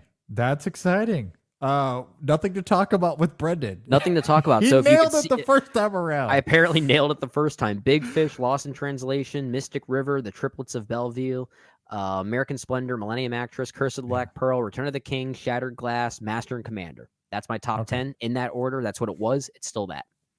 Okay. That's really hilarious. And I feel like this year, obviously we have some crossover, but I feel like top to bottom, this is probably the most distinct years for us. Maybe. Yeah. Just because I just feel like our approach was very different. And some of the films you have up at the top aren't even in my top 20. Right. Which is, why, at least comparatively, to, like 2004, same brain. 2000, 2001, we shared a lot as well. There's at least some variation with this list. The biggest changes for me is that Master and Commander jumps up from, that was outside my top 10 originally. It's now at number 6. Okay. The Station Agent, which was number 4, originally drops to 7. I put Return of the King up at number 4. That was originally 8. I jumped it to 4. Okay. Curse of the Black Pearl still in my top 5. Big Fish, City of God, Lost in Translation, all still in my top 5. Gotcha. As far as my 11 through 20 goes, the biggest change here, again, not in my top 20 at all to begin with. At number 11 is The Matrix Reloaded. Okay. That now jumps into my top 20. Okay. Similarly, on the outside looking in originally, Michael Bay, Bad Boys 2, now into my 11 through 20. That jumps onto my list. Maybe I could include that in my updated top 20. But I also just like saying that there was no change for once. I'm going to hold to that. I'm going to hold to that. That's very fair. Just know that I'm with JD on that one. I love Bad Boys too. Yeah. So that is my changing, and then there was some rearranging as well. Millennium Actress jumped up a few slots, while Finding Nemo dropped a few. Finding Nemo was number 9 originally. I now have that at 14. I still love that film, but I guess that's noteworthy of a drop. So I'll note that here. But the rest of the films are the same. They just reshuffled. A few films at the bottom obviously had to leave because I included 2 new films here. But right. The biggest change: Bad Boys 2, The Matrix Reloaded, and then the jumping of Master and Commander into my top 10. Okay. All right, 2002. Any changes here for you, or did you perfect it the first time around? No, I didn't perfect it the first time around like I did 2003, but I got the films mostly right. Really, this Okay. was just another reshuffling exercise, but that's purely all it was for me. Unless there's another film that you're going to mention that is now newly added to your That we list forgot. that I was like, oh, yeah, that one. Okay, I'm going to change my mind on that. But as far as I feel about them now, the top 20 hasn't changed. Really, the big change is just the reshuffling of the top 10 specifically. The Pianist has moved down to number 8. Itu Mamatamian is now my new number 1. 25th Hour is my number 2. Punch Drunk Love is now my number 3. Catch Me If You Can, number 4, Minority Report, number 5. So I decided to go ahead and put 2 Spielberg films in my top 5 just to prove a Okay. point with how, not to prove a point. I think it's genuinely my number 5, at least at this point. But it just goes to show how he, alongside other filmmakers like Alfonso Cuarón, were just owning this Yeah. decade. Absolutely. Adaptation, Signs, The Pianist, Talk to Her, and Infernal Affairs still round out my top 10, just in a slightly different order. And the top 20 is mostly the same still, too. So not many changes here, once again. Okay, 2002 for me is the closest I'll get to Brendan's 2003. There are Okay. not many changes here for me. My top 10 is almost the same, except number 10, I did move The Hours down. That now sits at 14, and jumping into that 10 slot is Catch Me If You Can. Oh, So nice. that Good is for now you. in my top 10. The rest of my films in my 11 through 20 are the same, with one addition. The Bourne Identity jumps into that final slot at 20. Okay. Okay. So I did include that into my top 20 here. So, but Okay. outside of that, the rest of the movies are the same. And honestly, they didn't even move all that much either. Yeah. I'm kind of with you there. Spider-Man jumped a few slots. That was probably the only significant change. But on the whole, this one, maybe more than any other year, I didn't touch as heavily, especially up at the top. The top 10, all the same, didn't change at all, Okay. except for number 10. Okay, 2001. Any changes here for you? I mostly got this one perfect as well. Really, the only big change was in my top 3. And I'm assuming we still have the same top 3, maybe just in a different order. Those films being AI, Artificial Intelligence, In the Mood for Love, and The Royal Tenenbaums. I originally had The Royal Tenenbaums at number 2 and In the Mood for Love at number 3. Those have swapped. That's really the only change. And I think that was really due to us choosing to review The Royal Tenenbaums as our featured film review that represented the year 2001. And it was so fresh on my mind that I ended up putting it at number 2. But in actuality, Wong Kar-wai's In the Mood for Love, I do like a little bit more to put that at number 2 instead of number 3. So really, that was the only change. But the rest of the films and even the order here, I still feel pretty good about. Like still rounding out my top 10 here are at number 4, The Devil's Backbone, followed by Cure, Ocean's 11, The Fellowship of the Ring, Memento, Wet Hot American Summer, and Black Hawk Down. And the rest of my top 20 here is still, pretty much the same. Yeah, I didn't really do too much to change this either. The biggest changes up at the top, again, for those that listen to the main portion of this, if you listen to that retrospective, you might have noticed the changing, the shuffling of that top end did move a little bit, because on my original list, I had the Royal Tenenbaums at number 1. Yeah. AI at number 2, and then In the Mood for Love. Obviously, those shifted, and AI ended up becoming number 1. In the Mood for Love became number 2, and then I ended up shifting to the Royal Tenenbaums at number 3. But all 3 of those ended up in my top 5 of the decade. All 3 of them. So now we have the exact same top 3 for 2001, even in the same order. Even in the same order, yeah. Oh, and I was curious, because I made the change, to AI, not even just for that year, but of the decade.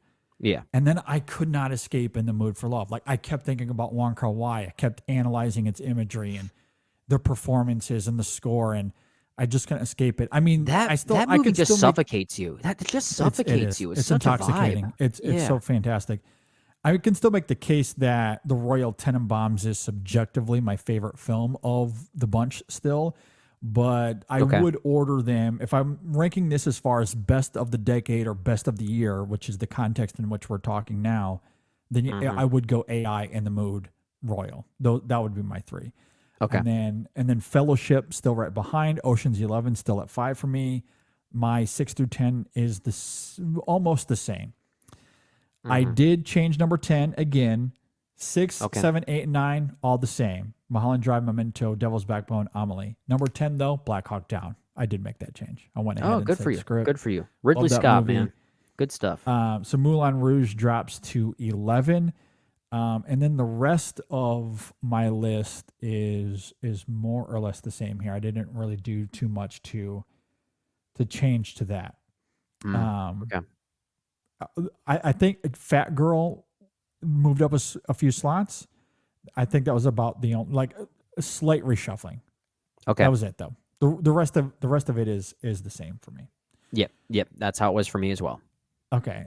Now 2000, even though we just did this literally last week, I have changes. I do have changes. Do you have any changes to your list? No, I still feel good about it. I Okay. haven't changed anything with this one yet. Yeah. And I thought I knew what your change was going to be. Actually, I think I do. It sounds like, based on what I know, it sounds like your big change is you've chosen to elevate Beau Trevet.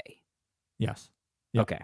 Okay, that's what I Yeah, thought. and so like we've had this conversation before, and it is often one of the most fun things of doing this show in general Mm-hmm. is that we watch a movie on our own, we think about it on our own, wrestle with it, write out our own notes, but oftentimes that can change once you have the conversation with somebody. And Mm-hmm. with some of these films, Brendan and I, we had never really talked about them before. Almost Famous, I think we had talked about on some previous top threes, perhaps. It's made a few top threes, yeah. So, maybe Crouching Tiger, Hidden Dragon, perhaps. Oh, Brother, Where Art Thou? Maybe. For sure. Dancer in the Dark, we definitely did. Dancer in the Dark, we definitely talked about. I knew that would be high as a result of that conversation. But for that exercise, I watched Beau Trevet for the first time. That was a new watch for me. Bamboozled was a new watch. Yee Yee was a new watch. And there was something about having those conversations last week that did something to me as it relates to this list. Okay. And that added nuance to it. It added an extra heft to me. So, like, my top 10 is still the same, but they did reshuffle. Okay. And it's like, Oh Brother, Where Art Thou? Beau Trevet. Those were the two most fun conversations we had last week for me. I love talking about those two movies. So Yeah. Top Gun the Ballet, like, as we call Beau Trevet. Top Gun the Ballet. Yeah, like there's something cathartic about talking about that out loud with somebody, which I had never done before. So it stirred something in me. I couldn't escape it.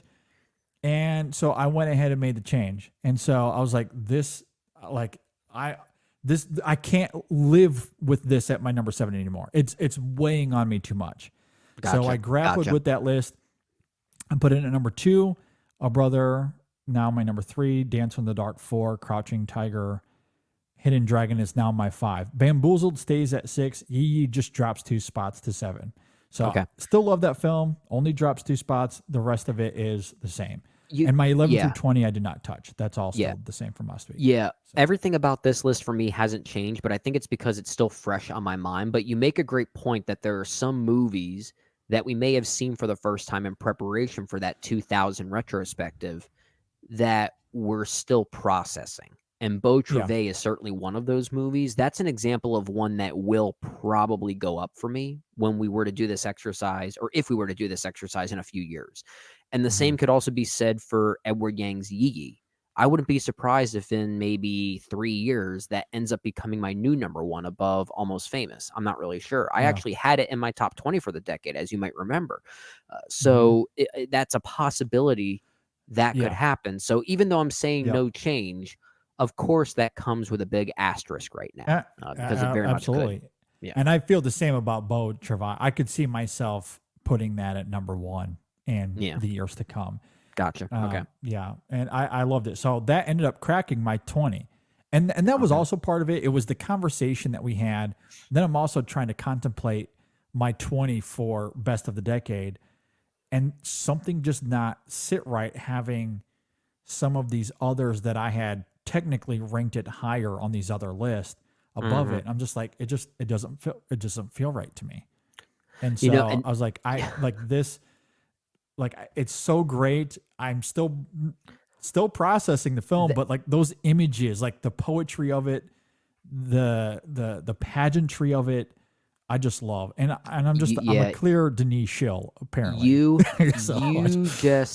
just spoke to something that I think is becoming more apparent when it comes to just simply reviewing movies and putting lists together. Just the overall, I guess, agenda of a film critic when you find yourselves in these situations. Just trust your gut. Just trust your gut. That's all you got to do. That's all you got to do. Yeah. Just listen to your heart. Yeah. Because I say that in a sort of tongue-in-cheek way, but I do mean it seriously, because there have been times I've tried to compile top 10 lists for maybe a year that we're concluding, and I find myself overthinking it and over-calculating it, and I find myself using my head more than my heart. Thinking like, oh, well, maybe I need another foreign language film in here to balance it out. Maybe I need another so-and-so. And then when you do that, that's when your lists start to look kind of similar every year. And if you don't do that, that's what adds personality. That's what you look for in a good film critic. At least I do. So if there is an overarching message with this whole experiment, just trust your gut. That's all you should do. Just trust your gut, and that's how you get Tristram Shandy into your top 5, as Brendan did with his 2006 list. Oh gosh. Yeah, no, all joking aside, I very much do agree. So those are our changes. Again, we'll put the entire list, our updated list, all of it will be at InSessionFilm.com, so you can go and check it out if any of this was confusing. But if nothing else, Brendan and I just needed to hash it out ourselves. But we do hope that it was interesting to listen to. So yeah, we'll have that post coming out soon. We'll have a list of all the nominees and winners as well. So you can be on the lookout for that. And yeah, go check out the main portion of this. It was 3.5 hours, but a lot of great fun. Yeah, it was good stuff. All right, as we wind down, Brennan, any final thoughts for the decade? Oh, I'm gonna miss this, man. I'm gonna miss it. I guess now we got to start doing homework for 1999 as we continue this exercise once again. But it's gonna feel weird not trying to cram in a bunch of last minute homework. I get to watch movies for fun now. Yeah. Well, now we get to veer to 2024 and year-end nonsense with the year. Apparently there's a lot coming out. I just gave a glimpse at what movies have premiered in the festival circuit this month, and some of our colleagues are over at Telluride right now. Yeah, and TIFF starting soon. Yeah. Yeah, this is gonna get busy. This is gonna get really busy. Get real busy. I know. Get ready. It's gonna be a lot of fun. So yeah, with all of that said, if you agree or disagree with anything we had to say here, if you have any comments about our list, leave a comment below. If you're watching on YouTube, you can reach out to us on social media, Facebook, Twitter, Instagram. You can email us InSessionFilm@gmail.com. We hope everyone enjoyed our episode 600 celebrations. This has been a lot of fun. Here's to 600 more episodes. Look forward to getting into the 90s next year as we talk about what is considered maybe the best year for film of all time. Yeah, we'll be the judge of that. We'll talk about that. We'll come back a year later with that retrospective, and we'll say it was okay. There's no 2001. It's fine. It's fine year. Yeah. Look forward to getting into that. Thanks for listening, everybody. Thanks for watching. We'll see you next time on the In Session Film Podcast.